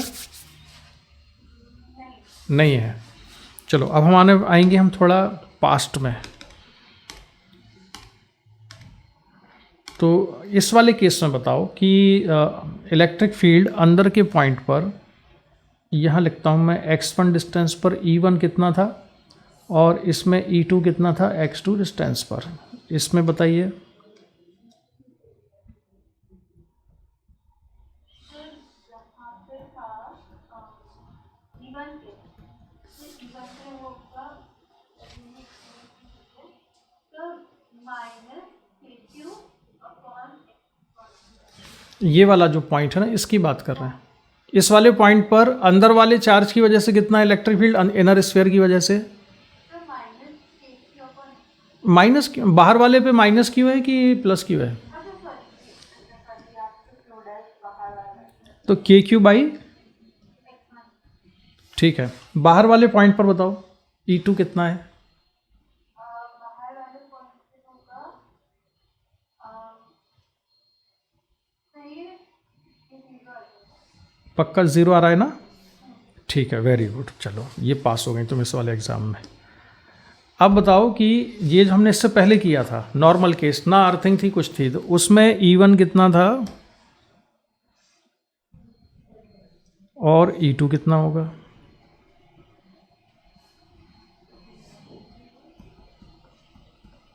यहाँ पे E1 है कि हाँ के क्यू बाई x1 स्क्वायर है हम्म, और दूसरा वाला है ये भी जीरो। ये भी ज़ीरो है। तो कुछ समझ में आया क्या है चक्कर? अब उसके लिए, बाहर इलेक्ट्रिक फील्ड। हाँ, अब देखो उसके लिए क्या है, कैपेसिटर जो होता है ना, ये जो डिवाइस होती है कैपेसिटर, ये किस लिए बनाई जाती है? To store energy. एनर्जी कहाँ स्टोर होती है? जहाँ पर इलेक्ट्रिक फील्ड होती है। तो इसमें इलेक्ट्रिक फील्ड कहाँ पर है? केवल यहाँ पर है, दोनों के बीच में। तो केवल यही वाला जो पार्ट है ना, इस वाले पार्ट को हम एज ए कैपेसिटेंस कंसिडर करते हैं। जहाँ पर इलेक्ट्रिक फील्ड है बस वहीं पर तो एनर्जी है। ठीक है। इसके बाद जो और भी पहले का था, जैसे एक सिंगल कंडक्टर था, एक अकेला कंडक्टर है, रेडियस आर है, चार्ज क्यू है, तो इसके अंदर तो इलेक्ट्रिक फील्ड ज़ीरो है, लेकिन बाहर इलेक्ट्रिक फील्ड कहाँ तक है? नहीं, कहीं तक भी हो नहीं सकती है, कहीं तक है, बहुत दूर तक है, इन्फिनिटी तक है सरफेस से। यानी कि ये एनर्जी कहाँ पर स्टोर्ड है? पूरे जगह पे एक्सेप्ट इनसाइड। हाँ, यानी पूरे बाहर जहाँ जहाँ तक इलेक्ट्रिक फील्ड है वहाँ वहाँ एनर्जी है। तो पोटेंशियल डिफरेंस हमको किसका लेना चाहिए इसमें? एक तो सरफेस का लेना चाहिए और दूसरा लेना चाहिए जहाँ तक एनर्जी, यानी कि इन्फिनिटी तक का। इन्फिनिटी का पोटेंशियल कितना होता है? ज़ीरो लेते हैं हम उसको। ठीक है, तो इसका जो हमने कैपेसिटेंस लिखा है ना Q अपॉन पोटेंशियल डिफरेंस, तो वो पोटेंशियल डिफरेंस कितना है, इसका खुद का पोटेंशियल डिफरेंस हो जाएगा KQ/R, और इन्फिनिटी पर कितना है 0। तो सिंप्लीफाई करने पर ये आ जाता है R/K, या जिसको लिखते हैं 4πε0R। ये इसका कैपेसिटेंस है। लेकिन ये जो कैपेसिटेंस है इस कैपेसिटर का, इस तरह का कैपेसिटर किसी काम का नहीं है। बताओ क्यों? इसकी एनर्जी फैली हुई है, मतलब वो है नहीं, यानी पानी हम पूरे घर में भर के रख लें कि पूरे घर में पानी है हम, लेकिन यूज़ कैसे करेंगे उसको? तो हम क्या करते हैं कि चार्ज हम इस तरह से देते हैं या ऐसा सिस्टम बनाते हैं कि एनर्जी एक लिमिटेड एरिया में कन्फाइंड रहे, है ना। तो इसलिए ये वाला जो केस था इसमें क्या किया था, चार्ज हमने दिया था Q और -Q। ऐसा करने से हुआ ये कि बाहर इलेक्ट्रिक फील्ड कितना हो गया 0, और अंदर इलेक्ट्रिक फील्ड एग्जिस्ट करता है। तो एनर्जी केवल इतने हिस्से में है। किस वाले हिस्से में? ये यहाँ से यहाँ तक, A से लेके B तक में। Only this volume contains energy. किस वॉल्यूम में एनर्जी है? हाँ, वो बीच वाला वॉल्यूम, मतलब 4/3 πB³ माइनस 4/3 A³। कितने? केवल इस हिस्से में एनर्जी है। तो एनर्जी जितने हिस्से में होती है ना, हम केवल उसका कंट्रीब्यूशन लेते हैं कैपेसिटेंस में। पोटेंशियल डिफरेंस भी उसी का निकालते हैं, ठीक है। तो इसलिए हमने पोटेंशियल डिफरेंस इन दोनों का लिया, दोनों स्फीयर के बीच का। भाई हमने पोटेंशियल यहां नहीं लिया, सेंटर से लेके और यहां तक नहीं लिया। क्यों नहीं लिया वहां तक? और अगर इलेक्ट्रिक फील्ड 0 है, इसका मतलब है कि इलेक्ट्रिक फील्ड कैसी, इलेक्ट्रिक फील्ड 0 है, इसका मतलब है पोटेंशियल कैसा हो रहा होगा, यहाँ पर कांस्टेंट होगा। जितना यहाँ पर होगा उतना ही यहाँ होगा। अगर इलेक्ट्रिक फील्ड वेरी नहीं कर रही है तो फिर पोटेंशियल भी डिफरेंस एग्जिस्ट नहीं करेगा। चलो, इसके बाद फिर क्या हुआ बेटा कि ये वाला जो केस था जिसमें हमने अर्थिंग की थी बाहर वाले की, इसमें भी इलेक्ट्रिक फील्ड बाहर कितनी थी? 0 आई थी। तो इसमें भी बच गए हम, कंट्रीब्यूशन हमें केवल इतने हिस्से का ही लेना पड़ा। लेकिन समस्या कहाँ पर आ गई है? इस वाले में। इसमें बाहर इलेक्ट्रिक फील्ड 0 नहीं है, तो क्या करना पड़ेगा? तब हमको लेना पड़ेगा, यहां पर 2 कैपेसिटर है। एक कैपेसिटर कहां से कहां तक है? A से लेके B तक है, और एक कहां से कहां तक है? B से इन्फिनिटी तक है। लेकिन दोनों का कैपेसिटेंस अलग अलग है। क्यों होगा अलग अलग? क्योंकि दोनों का वॉल्यूम अलग है और दोनों का इलेक्ट्रिक फील्ड अलग है। ये समझ रही हो ना? इलेक्ट्रिक फील्ड अलग अलग है ना दोनों स्फीयर के बीच में, और आउट बाहर इन्फिनिटी पर, है ना। अच्छा, तो अब हमको क्या करना होगा? कैपेसिटेंस निकालने के लिए हमें दोनों का कंट्रीब्यूशन चाहिए। अब आइए एक काम करें, अगर हम इनर सरफेस पे इंड्यूस चार्ज निकालें इसके, तो इनर सरफेस पे जो इंड्यूस चार्ज है ना सॉरी, वो इंड्यूस चार्ज आएगा प्लस QA/B के बराबर, और आउटर सरफेस पर कितना आया था?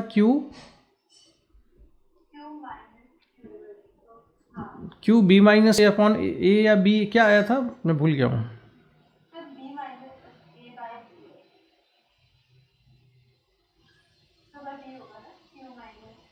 नीचे भी है, ठीक है। तो QB-A/B। तो अब ये जो चार्ज है ना, देखो ये इक्वल और अपोजिट है। कौन से वाले? ये वाला चार्ज और ये चार्ज, ये इक्वल और अपोजिट चार्ज है। इनकी वजह से बाहर इलेक्ट्रिक फील्ड 0 होगा। इस चार्ज की वजह से जितना इलेक्ट्रिक फील्ड आएगा उतना ही इसकी वजह से आएगा, दोनों की डायरेक्शन अपोजिट होगी। तो बाहर इलेक्ट्रिक फील्ड किसकी वजह से एग्जिस्ट करेगा? केवल इसकी वजह से। और इस वाले रीजन में किसकी वजह से इलेक्ट्रिक फील्ड है? केवल एक चार्ज की वजह से, -QA/B। तो अब मैं यहाँ पर 2 कैपेसिटर लिखूंगा, इसका C इक्विवेलेंट आएगा, इसमें 2 कैपेसिटेंस होंगे, एक होगा C1 और एक होगा C2। C1 में क्या होगा? चार्ज होगा Q A upon B upon potential difference दोनों स्फीयर के बीच का। तो कितना है इन दोनों के बीच का पोटेंशियल डिफरेंस?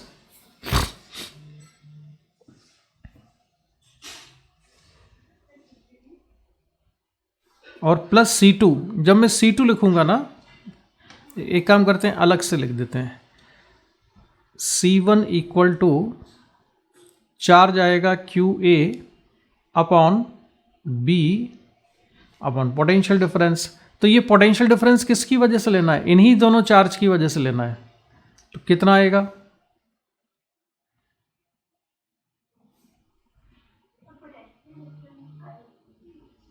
अंदर वाले का पोटेंशियल मैं केवल इसकी वजह से लिख दूंगा माइनस QA अपॉन B।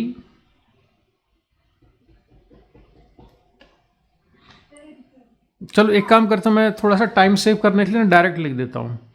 अब इसमें C1 जो आएगा ना बेटा, वो C1 आएगा 4 pi epsilon not AB upon B minus A, जो कि नॉर्मल केस में हुआ करता था इनके बीच का। और एक होगा बाहर जो इलेक्ट्रिक फील्ड है वो E2 कहाँ तक है? इन्फिनिटी तक है। तो उसका कंट्रीब्यूशन कितना होगा? 4 पाई एप्सिलॉन नॉट B, जो एक सिंगल कंडक्टर की वजह से होता था। जो एक सिंगल कंडक्टर की वजह से था ना, जो हमने देखा था, ये 4 पाई एप्सिलॉन नॉट R। तो ये सरफेस से इन्फिनिटी तक था। तो सरफेस से इन्फिनिटी तक क्यों था ये? क्योंकि इलेक्ट्रिक फील्ड इन्फिनिटी तक था। तो अब यहाँ पर कैपेसिटेंस दो हिस्सों में लेना पड़ेगा हमको। एक तो बीच वाला लेना पड़ेगा। ये बीच वाला कितना होता है? 4 pi epsilon not AB upon B minus A। और आउटर सरफेस से इन्फिनिटी तक वाला कितना होता है? 4 पाई एप्सिलॉन नॉट B। तो अगर मैंने अर्थिंग कर दी है इनर स्फीयर की, तो जो पोटेंशियल कैपेसिटेंस आएगा ना, वो इतना आएगा, ये होगा। इसमें बताओ, आराम से सोच के बताओ, इसमें कोई कंफ्यूजन है, कोई डाउट है तो?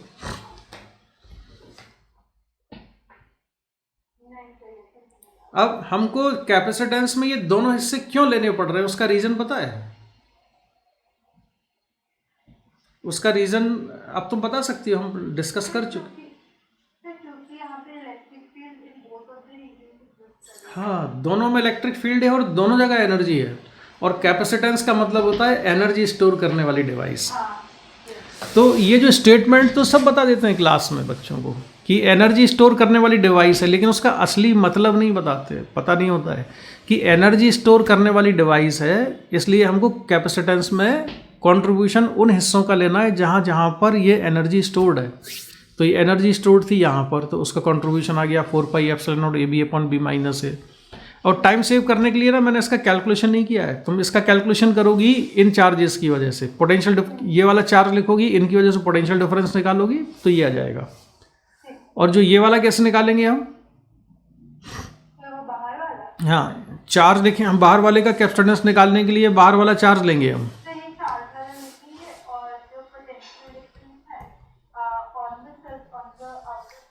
हाँ, उसका पोटेंशियल आएगा QB minus A upon B minus 0, क्योंकि इसकी प्लेट कहाँ पर है? दूसरी वाला कैपेसिटर कहाँ पर है? इन्फिनिटी पर है। तो उसका पोटेंशियल 0 होगा। इसको कैंसिल करेंगे तो यहाँ से ये B minus A upon B और B minus A upon B cancel होगा। ठीक है, और क्या बचेगा फिर? अच्छा, ये मैंने एक B और आएगा ना इसमें पोटेंशियल में, QB minus A upon B, ये तो चार्ज हुआ, अपॉन B, ये हुआ ना पोटेंशियल। नहीं, अरे सुनो तो कंफ्यूज हो रहा बेटा। ये होगा, देखो पहले पोटेंशियल लिखो बाहर वाले स्फीयर का, किस चार्ज की वजह से? जो बाहर की सरफेस पर है। तो Q into B minus A upon B, ये तो चार्ज लिखा केवल। तो K इंटू चार्ज अपॉन क्या लिखूं मैं? रेडियस लिखनी पड़ेगी ना इसकी। ये तो केवल चार्ज ही है, अभी रेडियस भी तो यहाँ पर रेडियस भी आएगी ना। क्या आएगी रेडियस? B। तो पोटेंशियल कितना होगा इसका? QB minus A upon B square होगा, ये पोटेंशियल होगा। फिर हम लिखेंगे चार्ज अपॉन पोटेंशियल डिफरेंस, तो चार्ज इसका कैंसिल हो जाएगा और के अपॉन बी बचेगा। फिर आएगा इतना 4 पाई एप्सिलॉन नॉट बी। नहीं समझ में आया ये? नहीं तो समझ है ना? तो ये दो हिस्सों में लेना पड़ेगा। तो ये चीज़ समझ में आई। अब क्वेश्चन केवल 2 स्फीयर के हों जरूरी नहीं होगा बेटा। अब मैं तुमको ये क्वेश्चन भेजूंगा एक जिसमें 3 स्फीयर हो सकते हैं, 4 हो सकते हैं। जैसे एक ये वाला हो गया, एक ये है, एक ये है, ये कॉन्सेंट्रिक स्फीयर हैं सारे। अब उसमें वो ऐसा कर देंगे कि अंदर वाले की अर्थिंग की हुई है और बाहर वाले की अर्थिंग कर दी है और इन दोनों को एक वायर से जोड़ दिया है। अब बताना है इसका रेडियस है मान लो r, इसका है 2r, इसका है 3r और इसका है 4r। अब पूछेंगे कि इसका कैपेसिटेंस बताओ कितना होगा। तो उसका कैपेसिटेंस निकालने के लिए क्या करना होगा, हम चार्ज अपने आप से ही देंगे, हम खुद ही चार्ज डिस्ट्रीब्यूट करेंगे। लेकिन जो अंदर वाला स्फीयर है और सबसे बाहर वाला जो बीच वाला स्फीयर है, ये इस पे हम चार्ज दे ही नहीं सकते। हम कुछ भी चार्ज दें ये अपने आप एडजस्ट कर लेगा कि इस पे कितना चार्ज आएगा। लेकिन इसमें जो ये वाला स्फीयर है, मैं पॉइंट ए बना रहा हूँ और ये point B, V A equal to V B है क्या? दोनों का पोटेंशियल सेम होगा कि नहीं?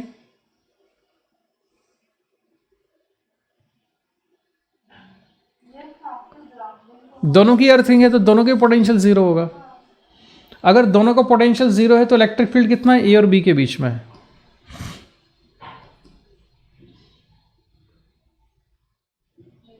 जीरो होगा।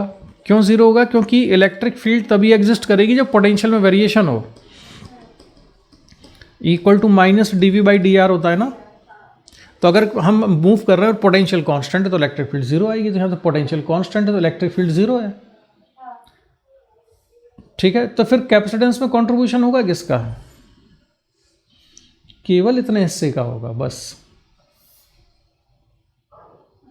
तो कितना आएगा कैपेसिटेंस इसका? 4 pi epsilon naught A B upon B minus है। तो ए बी का मतलब वेरी गुड, तो 3r into 4r upon 4r minus 3r। तो ऐसे कैपेसिटेंस होगा, निकालेंगे अब। तो कॉन्सेप्ट क्लियर हुआ इसमें? समझ आया ना? तो एनर्जी से इसका क्या रिलेशन है कैपेसिटेंस का, ये अपने को होना चाहिए पता। ठीक है, अच्छा अब मुझे तुम अपने ग्राउंडिंग वाली चीज़ बताओ ज़रा, क्या पूछना था तुमको उसमें? मतलब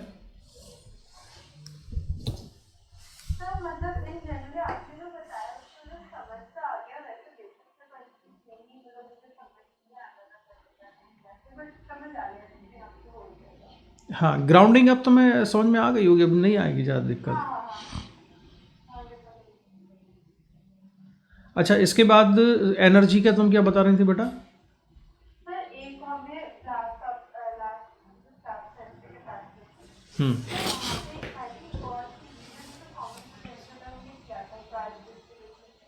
हाँ वो मैं ना तुमको लिखवाता हूँ डायरेक्ट। तो when two capacitors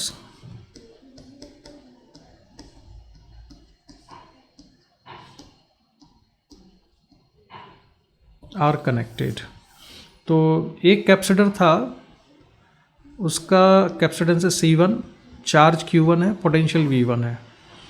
दूसरा जो कैपेसिटेंस है इसका C2 है, ये Q2 है और ये V2 है। ये पॉजिटिव प्लेट, ये नेगेटिव प्लेट, ये पॉजिटिव, ये negative. Case 1, when positive is connected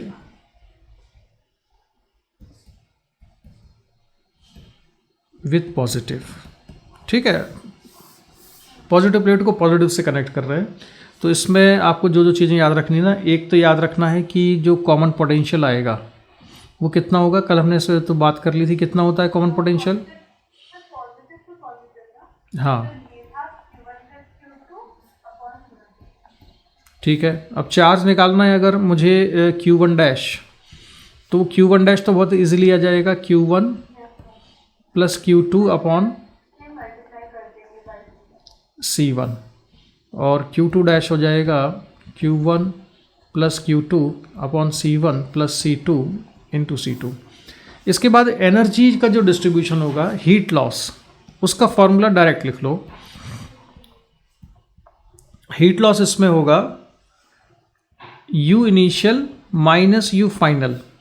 देखो मैं U final minus U initial नहीं लिख रहा हूं, फाइनल माइनस इनिशियल तो चेंज इन एनर्जी होता है, लॉस का मतलब होता है इनिशियल माइनस फाइनल। तो ये आएगा half C1 C2 upon C1 plus C2 into V1 minus V2 का होल स्क्वायर। ठीक है। अच्छा, ये निकाला कैसे गया होगा, मैं कैलकुलेशन नहीं कर रहा हूँ, अब तुम कर सकती हो। इनिशियल एनर्जी लिखना है इसकी, U1 कितनी होगी अगर हमें लिखना होगा, तो U1 आएगी half C1 V1 square plus half C2 V2 square. Final energy क्या हो जाएगी, half C1 V square plus half C2 V square, क्योंकि पोटेंशियल तो दोनों का कॉमन है, तो दोनों का V लिखेंगे हम, और फिर हम फॉर्मूला लगा देंगे U1 माइनस U2। तो U1 माइनस U2 ना सॉल्व करके इतना आएगा। ठीक है, ये कब की बात है, पॉजिटिव से पॉजिटिव कनेक्ट किया है। ठीक है, अब मैं करता हूं इसमें दूसरा केस, जबकि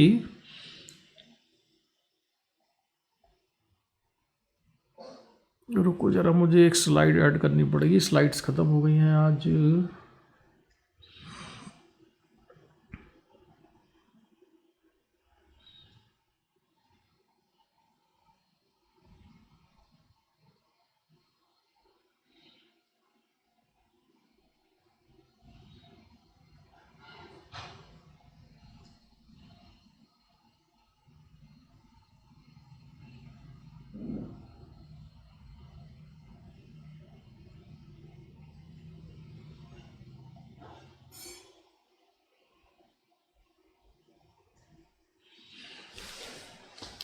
अब मैं लिख रहा हूँ, कंडीशन वही है, ये है C1 V1 चार्ज Q1, और दूसरे वाले केस में दूसरे वाले कैपेसिटर का C2 V2 और Q2, positive charge negative charge, positive charge, ये नेगेटिव चार्ज। इस प्लेट को नाम दिया हमने X1, ये है Y1, ये X2 और ये Y2। तो इसमें when X1 is connected with Y2, यानी पॉजिटिव को नेगेटिव से कनेक्ट किया है, तो कॉमन पोटेंशियल V कॉमन कितना, हाँ, mod of Q1 minus Q2 upon C1 plus C2 के बराबर। इसके बाद इसमें दूसरी चीज़ है चार्ज, तो Q1 डैश की वैल्यू वही mod Q1 minus Q2 dash upon C1 plus C2 into C1। Similarly इसमें हम निकालेंगे Q2 dash equal to modulus of Q1 minus Q2 into C2 upon C1 plus C2। Fourth place पे है heat loss, तो इसमें heat loss आएगा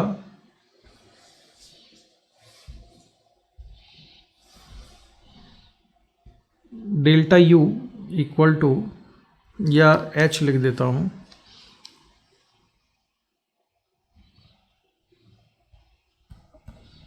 H equal to half C1 C2 upon C1 plus C2 into V1 plus V2 का whole square.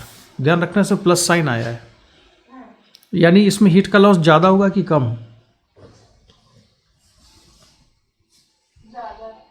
ज़्यादा loss होगा heat का। ठीक है, तो इसमें हीट का लॉस होता है ज़्यादा। और वो मैंने क्वेश्चन यहाँ रखे हुए थे, एक तो ये था, दिख गया, पढ़ने में नहीं आ रहा है लगता है ना ये।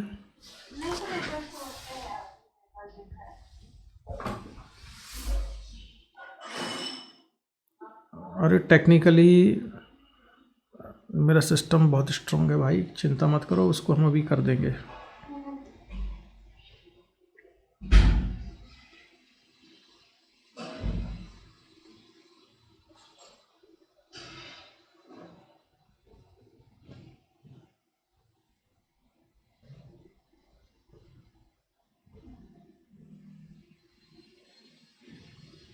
लो, उसका नीचे का हिस्सा काट के अलग कर दिया है, अब पक्का दिख रहा होगा ये। अब इसमें अपने डाउट बताओ बेटा जल्दी से। इसका कैप्सिडेंस से कोई लेना देना नहीं था। जैसा मैं थोड़ा कंफ्यूज हो गई कि मैं कर तो रही थी, मेरा आंसर ही नहीं आ रहा था। नहीं, पहले क्या कर रहे थे ये बताओ ना, आंसर को जाने दो। इसमें क्या हो रहा? मतलब सर जैसे ये एक पार्टिकल इलेक्ट्रिक इलेक्ट्रिसिटी को मूव करना शुरू हो रहा है, क्योंकि मतलब इस हाँ, मूव करना क्यों शुरू करेगा वो? क्योंकि इलेक्ट्रिक फील्ड लग रहा है उस पर। इलेक्ट्रिक फील्ड तो इलेक्ट्रिक फील्ड की वजह से फोर्स कितना होगा और ई कितना है? ये अब अपना टाइम जीरो तो ये Q E not sign omega T है। फोर्स की डायरेक्शन बदल रही है क्या? डायरेक्शन। हाँ कैसे? सर साइन ओमेगा की है, मतलब उसमें तो सर वो उसमें तो सर बदले रहेंगे। हाँ, नहीं ऐसे ऐसे नहीं, एग्जैक्टली बताओ।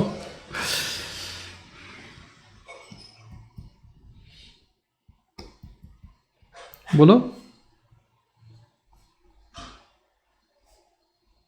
सर मैं कैसे बताऊँ? चेंज होगी कि नहीं? जैसे हाँ हाँ सर मेरे हिसाब से क्यों भाई, एक्स डायरेक्शन में फोर्स लगा हुआ है, डायरेक्शन क्यों बदलेगी इसकी? ये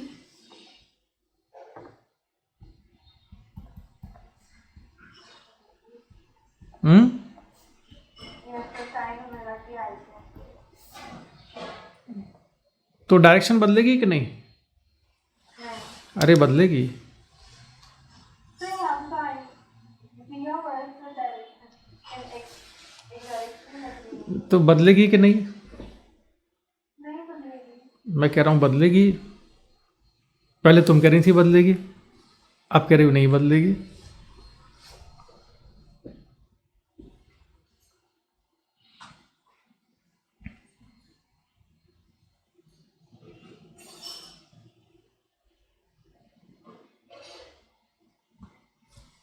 अरे रोना नहीं, रो दोगी लगता है। Will remain constant till sine omega T less than greater than और equal to 0। Sine omega T जब तक 0 से बड़ा है तब तक फोर्स की डायरेक्शन पॉजिटिव है ना, केवल एक ही जगह तो बदलेगी। जैसे ही साइन ओमेगा टी नेगेटिव होगा तो फोर्स नेगेटिव एक्स एक्सिस में हो जाएगा, लेकिन उससे पहले तो कांस्टेंट रहेगी, तो बदलेगी भी और नहीं भी बदलेगी, दोनों बातें हैं ना इसमें। अच्छा तो इन द सेंस कि साइन ओमेगा टी की वैल्यू जब पॉजिटिव से नेगेटिव जाएगी तब तो मतलब उसकी डायरेक्शन। अच्छा बताओ, 0 से पाई बाई 2 तक पार्टिकल की स्पीड इंक्रीज होगी या डिक्रीज होगी? अच्छा फोर्स बताओ, इंक्रीज हो रहा है कि डिक्रीज हो रहा है 0 से पाई बाई 2 में, और पाई बाई 2 से पाई में क्यों डिक्रीज हो रहा है? सर क्योंकि साइन ओमेगा टी की वैल्यू भी डिक्रीज हो रही है ना, साइन की मैक्सिमम वैल्यू 1 है दैट रिप्रेजेंट तो सोच लो फिर से।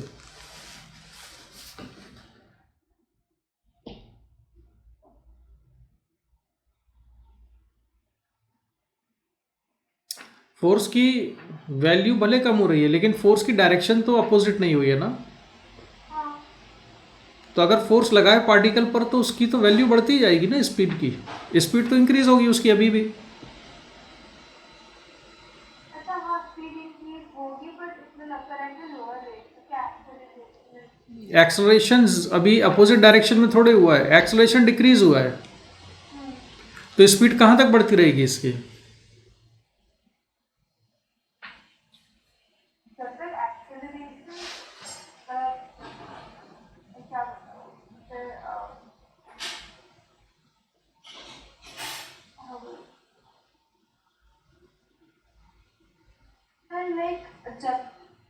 So like even though acceleration of negative भी होती है जब तक v equal to 0 ना हो जाए. नहीं नहीं नहीं नहीं, क्वेश्चन ये पूछा है ना मैक्सिमम स्पीड कहाँ पर होगी। तो जब तक स्पीड इंक्रीज होती जाएगी उसके बाद जैसे स्पीड इंक्रीज होना बंद करेगी तो वहां पर स्पीड मैक्सिमम हुई ना, जहां पर स्पीड फर्दर इंक्रीज नहीं होगी। जैसे कार का एक्सीलेटर दबाया हमने तो जब तक एक्सीलेटर दबा हुआ है स्पीड बढ़ती जा रही है। जैसे ही पैर हटाया एक्सीलेटर से तो स्पीड उस समय कैसी हो गई,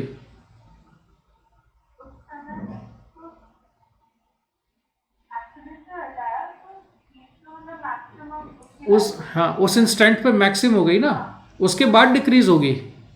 तो डिक्रीज होने से पहले कैसी होती है। हाँ तो मैं अब देखो बताऊँ, मैं सोच रहा हूँ ना, तुम अपना सोचो कि 0 से π/2 तक फोर्स का मैग्नीट्यूड बढ़ रहा है और डायरेक्शन कैसी है। इसके बाद π/2 से π तक फोर्स का मैग्नीट्यूड डिक्रीज हो रहा है और डायरेक्शन कैसी है,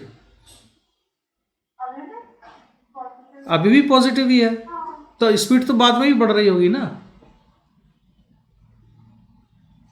तो स्पीड कहाँ से कहाँ तक बढ़ती रही, 0 से π तक। नहीं क्लियर हुआ। तो 0 से π तक स्पीड इंक्रीज होती रहेगी। तो बस अब क्वेश्चन सॉल्व हो गया। इसको अब हमें स्पीड की फॉर्म में कन्वर्ट करना है। तो फोर्स है, एक्सेलरेशन कितना हो जाएगा इसका, A = Q0/m sin ω t। इसको लिख देंगे dv/dt। तो dv = Q0/m sin ω t और इंटीग्रेट करेंगे इसको। टाइम कितना लिखूंगा मैं, 0 से कहाँ तक, t 0 है तो v 0 है और फिर ω t की वैल्यू कहाँ तक ले जानी है हमें, पाई तक। तो t कितना हो जाएगा, π/ω। तो लिमिट होगी π/ω तक। ठीक है। तो v कैसा होगा इस इंस्टेंट पर, मैक्सिमम। आगे समझ में। तो बताओ जरा कितना हुआ कैलकुलेट करके। मुझे देखना है तुम लिमिट भी सही रख रही हो कि नहीं।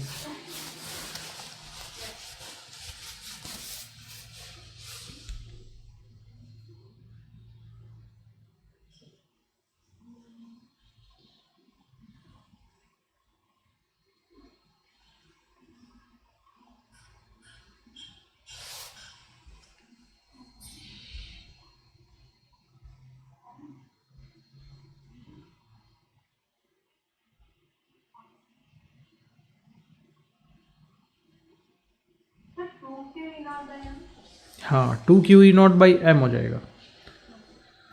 और आंसर क्या था इसका जो नहीं आ रहा था, इलेक्ट्रॉन है तो 1.6 10⁻⁻16 16 होता है कि 19 होता है। और E0 कितना है इसमें, 1।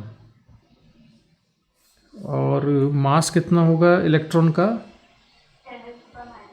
9.1 × 10⁻31। अच्छा ये इलेक्ट्रॉन नहीं है, अच्छा कुछ और है। ठीक है मुझे लगा ये इलेक्ट्रॉन है। तो रखो अपने आप से, देखो चार्ज वार्ज नहीं रख के बताओ मुझे। ये चार्ज तो 1 हो गया। E0 कितना और मास कितना है,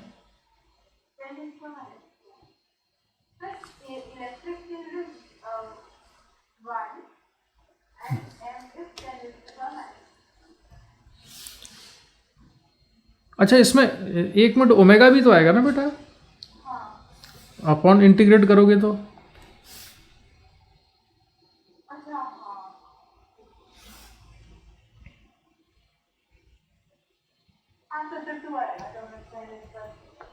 और ओमेगा है 10⁻3 और मास कितना था, तो सारा कुछ कैंसिल हो गया, 2 बचा। आंसर क्या था। हाँ तो देखो इसमें 2 जगह गलती हो रही थी मुझे लगता है। एक तो इंटीग्रेशन में भी ओमेगा, अच्छा कोई बात नहीं, चलो अब आ जाते हैं दूसरे पर। इसमें क्या हो रहा था, हाँ अब तुम कर सकते हो, अब तुम्हें कॉन्फिडेंस आ गया इतना पढ़ने के बाद। ठीक है, इन सबको सॉल्व करना। इसलिए मैंने क्वेश्चन डिस्कस करके ना कॉन्सेप्ट डिस्कस कर दिए हैं। अब इनको ट्राई करना और थोड़ा ना देखो, घबराना नहीं, टेंशन में नहीं आना, पीसफुल करना, एकदम से ब्लैंक नहीं होना है। सर वो ना कभी कभार पता नहीं क्यों हो जाता है, मतलब तुम सुबह कितने बजे उठती हो? सर सुबह से वो डिपेंड करता है कि जैसे अगर थोड़ा रात हो गई, अच्छा, रात को कितने बजे तक सोती हो? सर 12 साढ़े 12, ठीक है, लेकिन ना तुम कुछ एक्सरसाइज वगैरह करती हो कि नहीं? सर थोड़ा सा कम कभी कभी नहीं, तुम एक काम डेली करो एग्जाम तक, क्या उसको हैबिट डाल लो थ्रू आउट लाइफ लिए। 2 चीज़ें हैं, एक अनुलोम विलोम, एक कपालभाति, प्राणायाम किया करो, उससे माइंड ना कॉन्सेंट्रेट रहेगा और स्थिर रहेगा। सबसे ज़्यादा ज़रूरत ना इस समय स्टूडेंट्स को होती है, उसकी लोग करते हैं बुढ़ापे में। तो इस समय जो तुम एकदम से ब्लैंक हो जाता है ना, जो कि ये क्या होगा क्या होगा, तुम हाफ एन आवर उसमें इन्वेस्ट करो उन चीज़ों में, ठीक है? और पूछ लेना मम्मी को पता होगा या पापा को मालूम होगा, या कहीं से वीडियो लोड, स्कूल में करवा देते हैं। लेकिन तुम अपने आप ना रेगुलरली करो उसको, हाँ ठीक है? पक्का? ठीक है, मैं पूछूंगा फिर मम्मी से तुमने स्टार्ट किया कि नहीं, ठीक है? तो चलो, और कुछ अब नहीं, ये क्वेश्चन अपने आप से ट्राई करना और नए क्वेश्चन मेरे को भेजना।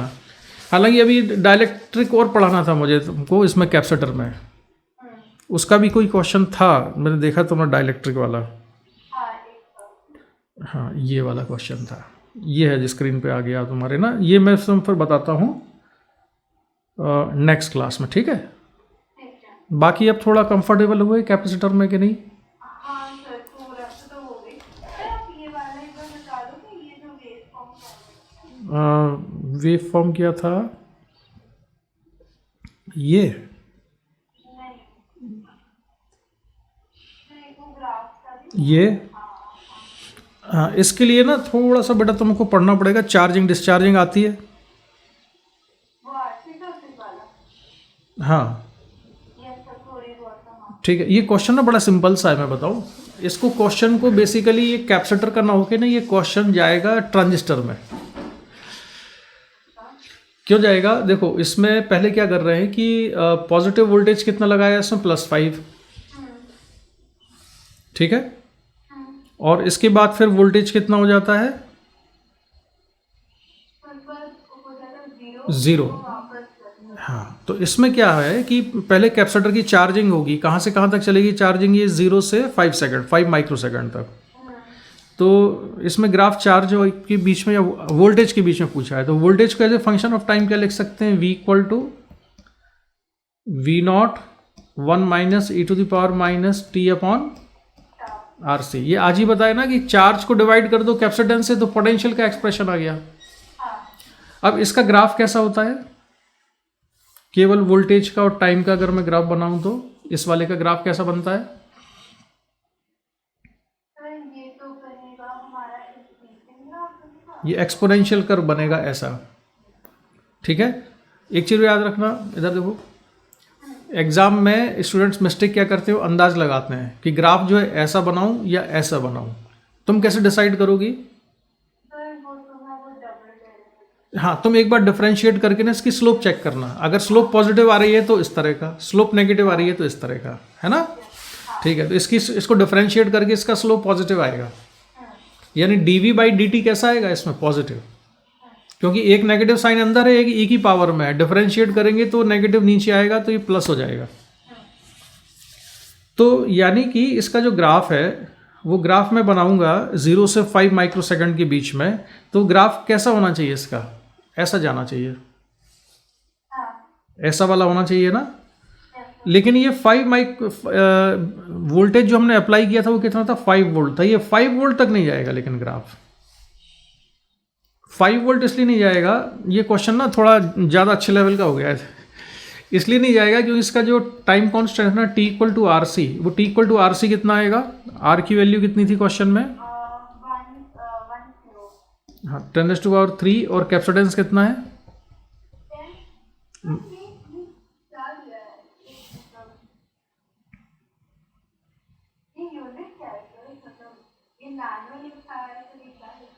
हाँ यार, इसमें ये नहीं है, ईटा नैनो है, नहीं समझ में आ रहा है, या माइक्रो है, म्यू उल्टा बन गया मुझे तो लग रहा है।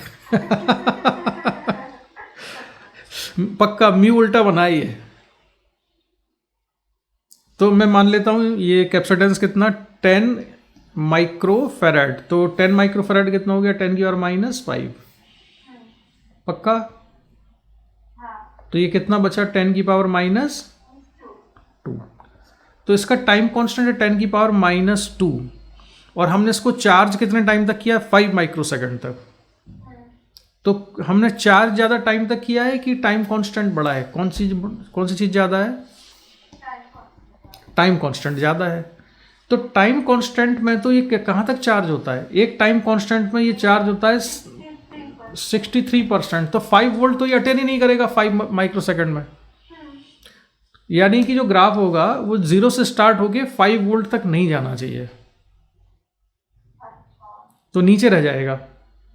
तो इसलिए जितने भी ग्राफ दिख रहे हैं ना वो कहाँ तक है? नीचे तक हैं चारों में से, देखो। अब इसके बाद क्या होगा कि 5 माइक्रोसेकंड के बाद सडनली वोल्टेज 0 हो गया, तो अब इसकी डिस्चार्जिंग शुरू हो जाएगी। अब डिस्चार्जिंग का जो ग्राफ होता है वो कैसा होता है? वो ऐसा होता है डिस्चार्जिंग में, ऐसा वाला। लेकिन इसमें भी ये पूरी तरह से इसका वोल्टेज 0 नहीं हो पाएगा, क्योंकि टाइम कांस्टेंट तो डिस्चार्जिंग में भी RC है। तो बस ये थोड़ा सा डिस्चार्ज हो पाएगा और फिर से चार्ज होने लगेगा। तो जो ग्राफ बनेगा ना बेटा उसका कुछ ऐसा बनेगा कि यहाँ से ये ऐसे, किसी को बनाता हूँ ये दोबारा, मैं थोड़ा रफ आइडिया दे रहा हूँ, तुम ऑप्शन सेलेक्ट करना कि ये यहाँ से यहाँ तक चार्ज हुआ, इसके बाद ये डिस्चार्ज होना शुरू हुआ ऐसे, लेकिन पूरा डिस्चार्ज होता उससे पहले ही फिर ऐसे, फिर इधर, फिर यहाँ। तो अब सोचो क्या आना चाहिए?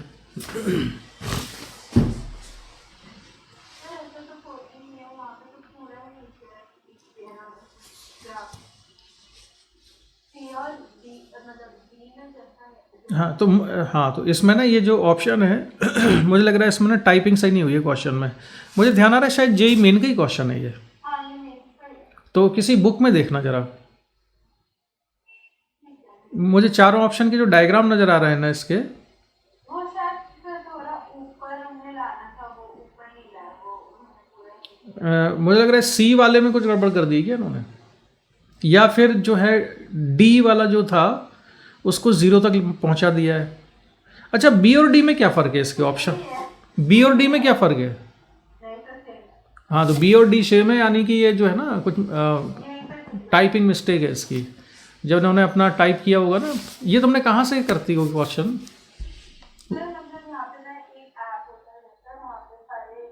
हाँ समझ गया मैं, वो प्ले स्टोर पे है ना एक ऐप। हाँ तो उन्होंने टाइपिंग की होगी ना, क्वेश्चन उठाया होगा वहाँ से, तो जो ऑपरेटर है उसने टाइप किया होगा तो उसने ये मिस्टेक की है। ये ऑप्शन सेम आ गए बी और डी। लॉजिक समझ में आ गया तुमको? अच्छा तुम्हारे पास कोई बुक है जेई मेंस की? हाँ तो उससे मिला लेना इसको, ठीक है।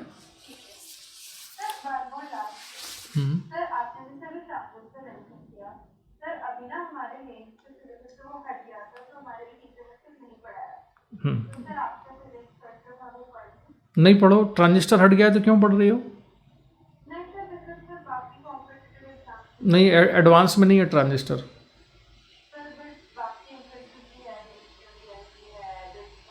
उसमें है,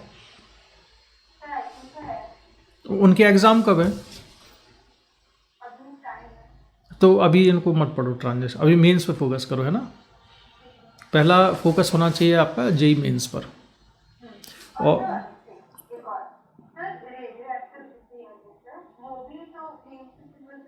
हाँ यार उसमें ना एक बड़ी डाइस है, वो रेडियो एक्टिविटी हटा देंगे तो उसमें से पूछेंगे क्या? तो लेकिन मैं कह रहा हूँ कि रेडियो एक्टिविटी लेकिन पढ़ लेना। भले उन्होंने हटा दिया है लेकिन उसको तब भी पढ़ना, क्योंकि ये तो जेई एडवांस में भी है।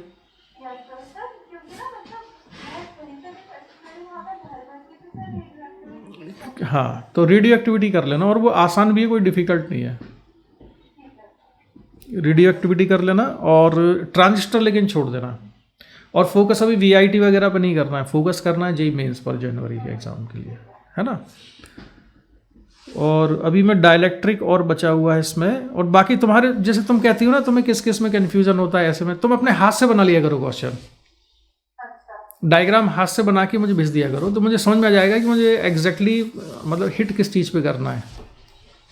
जैसे तुमने क्वेश्चन भेजे थे, क्वेश्चन पढ़ के ही मैं समझ गया था कि क्वेश्चन में दिक्कत नहीं है तुमको। वो कौन तो मतलब भूल चुकी हो कॉन्सेप्ट तुम, उसमें वहाँ दिक्कत है थोड़ी सी, तो इसलिए मैं पहले वही डिस्कस कर रहा था। स्टार्टिंग में ही पूरा प्रॉब्लम है मुझे बता देना। स्टार्टिंग से जब पढ़ा यदि थे तब भी जैसे सर वो ना 100% क्लियर नहीं होता। अब मुझे मालूम है, मैं कहना नहीं चाह रहा, देखो बहुत कम लोग ना बेसिक पे घुस के कहते हैं कि जैसे मैं तुमको बताता हूँ ना, चार्ज आया मतलब क्या आया, इलेक्ट्रॉन आया। इलेक्ट्रॉन आया। तो इलेक्ट्रॉन कहीं से घूम के आया, तो यहाँ इलेक्ट्रॉन ज़्यादा हो गए, कहीं पे इलेक्ट्रॉन कम हो गए। अब वो इलेक्ट्रॉन यूनिफॉर्म होंगे कि नहीं, तो अब उसका जवाब हम कैसे ढूंढते हैं कि वो इलेक्ट्रॉन आया ही क्यों? आया इसलिए क्योंकि फोर्स लगा। क्या सभी जगह पर फोर्स सेम लग रहा था क्या? तो सभी जगह फोर्स सेम लग रहा होगा तो यूनिफॉर्म डिस्ट्रीब्यूशन होगा। अगर सभी जगह फोर्स सेम नहीं होगा तो नॉन यूनिफॉर्म होगा। तो जब हम ऐसे बिल्कुल बेसिक पे जाके समझते हैं ना, तब चीज़ें बिल्कुल क्रिस्टल क्लियर हो जाती हैं। जैसे ये पैरेलल प्लेट कैपेसिटर होता है, इसकी प्लेट पे चार्ज होता है प्लस क्यू, तो दूसरी तरफ चार्ज यूनिफॉर्म होता है कि नॉन यूनिफॉर्म होता है? माइनस क्यू चार्ज होगा, यूनिफॉर्म होगा कि नॉन यूनिफॉर्म होगा? यूनिफॉर्म हो गया। क्यों होता है ये यूनिफॉर्म? तो क्योंकि मतलब जो लेफ्ट साइड पे है मतलब पूरे में ही क्योंकि यहाँ पर जो इलेक्ट्रिक फील्ड है ना ई, वो है सिग्मा अपॉन एप्सिलॉन नॉट, और ये यूनिफॉर्म है। तो इस इलेक्ट्रिक फील्ड ने जब फोर्स लगाया सामने वाली प्लेट के इलेक्ट्रॉन्स पर, तो सभी पर सेम फोर्स लगाया, तो सेम फोर्स लगाया, इसलिए यूनिफॉर्म डिस्ट्रीब्यूशन है। ये फील्ड यूनिफॉर्म थी और पूरे पर कैसा था? सेम था, है ना? इसलिए चार्ज भी इक्वल और अपोजिट इंड्यूस होता है। अच्छा, एक चीज़ मैं बताना भूल गया तुमको आज, जो कि ये 99% टीचर्स को नहीं जानते। जैसे क्यू है, तो यहाँ पे जो चार्ज इंड्यूस होगा ना बेटा, ये माइनस क्यू इंड्यूस हुआ, यहाँ प्लस क्यू, लेकिन मैग्नीट्यूड इसका कम होगा, माइनस क्यू प्लस, इक्वल और अपोजिट नहीं होगा। उसका रीज़न ये है, इक्वल और अपोजिट तब होता है जबकि इस चार्ज से निकलने वाली जितनी भी इलेक्ट्रिक फील्ड लाइंस हैं, वो सारी की सारी इलेक्ट्रिक फील्ड लाइंस इसी से पास हों, यानी सारा फ्लक्स इसी के साथ लिंक होना चाहिए। इस चार्ज का जितना भी इलेक्ट्रिक फ्लक्स है, अगर वो सारा का सारा इलेक्ट्रिक फ्लक्स इसके साथ लिंक हो जाता है, तब इक्वल और अपोजिट इंड्यूस होगा।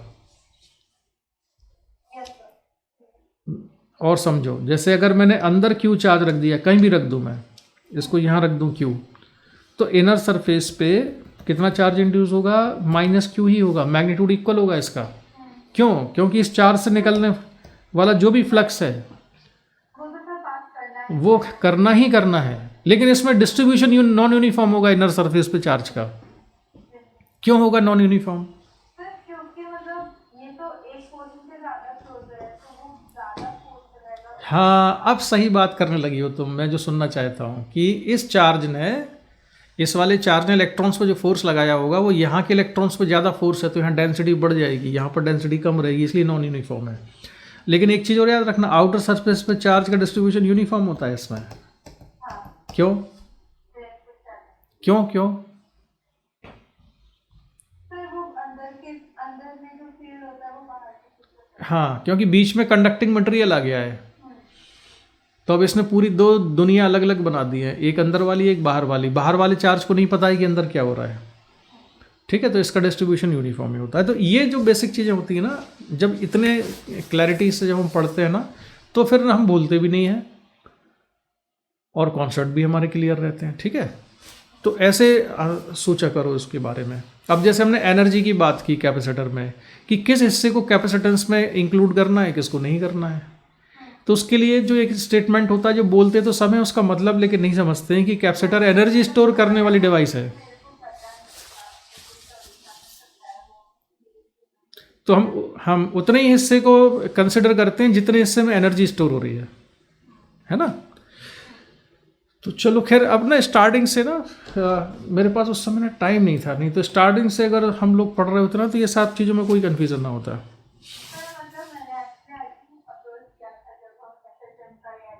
हाँ, एक क्लास हुई थी उस समय। हाँ,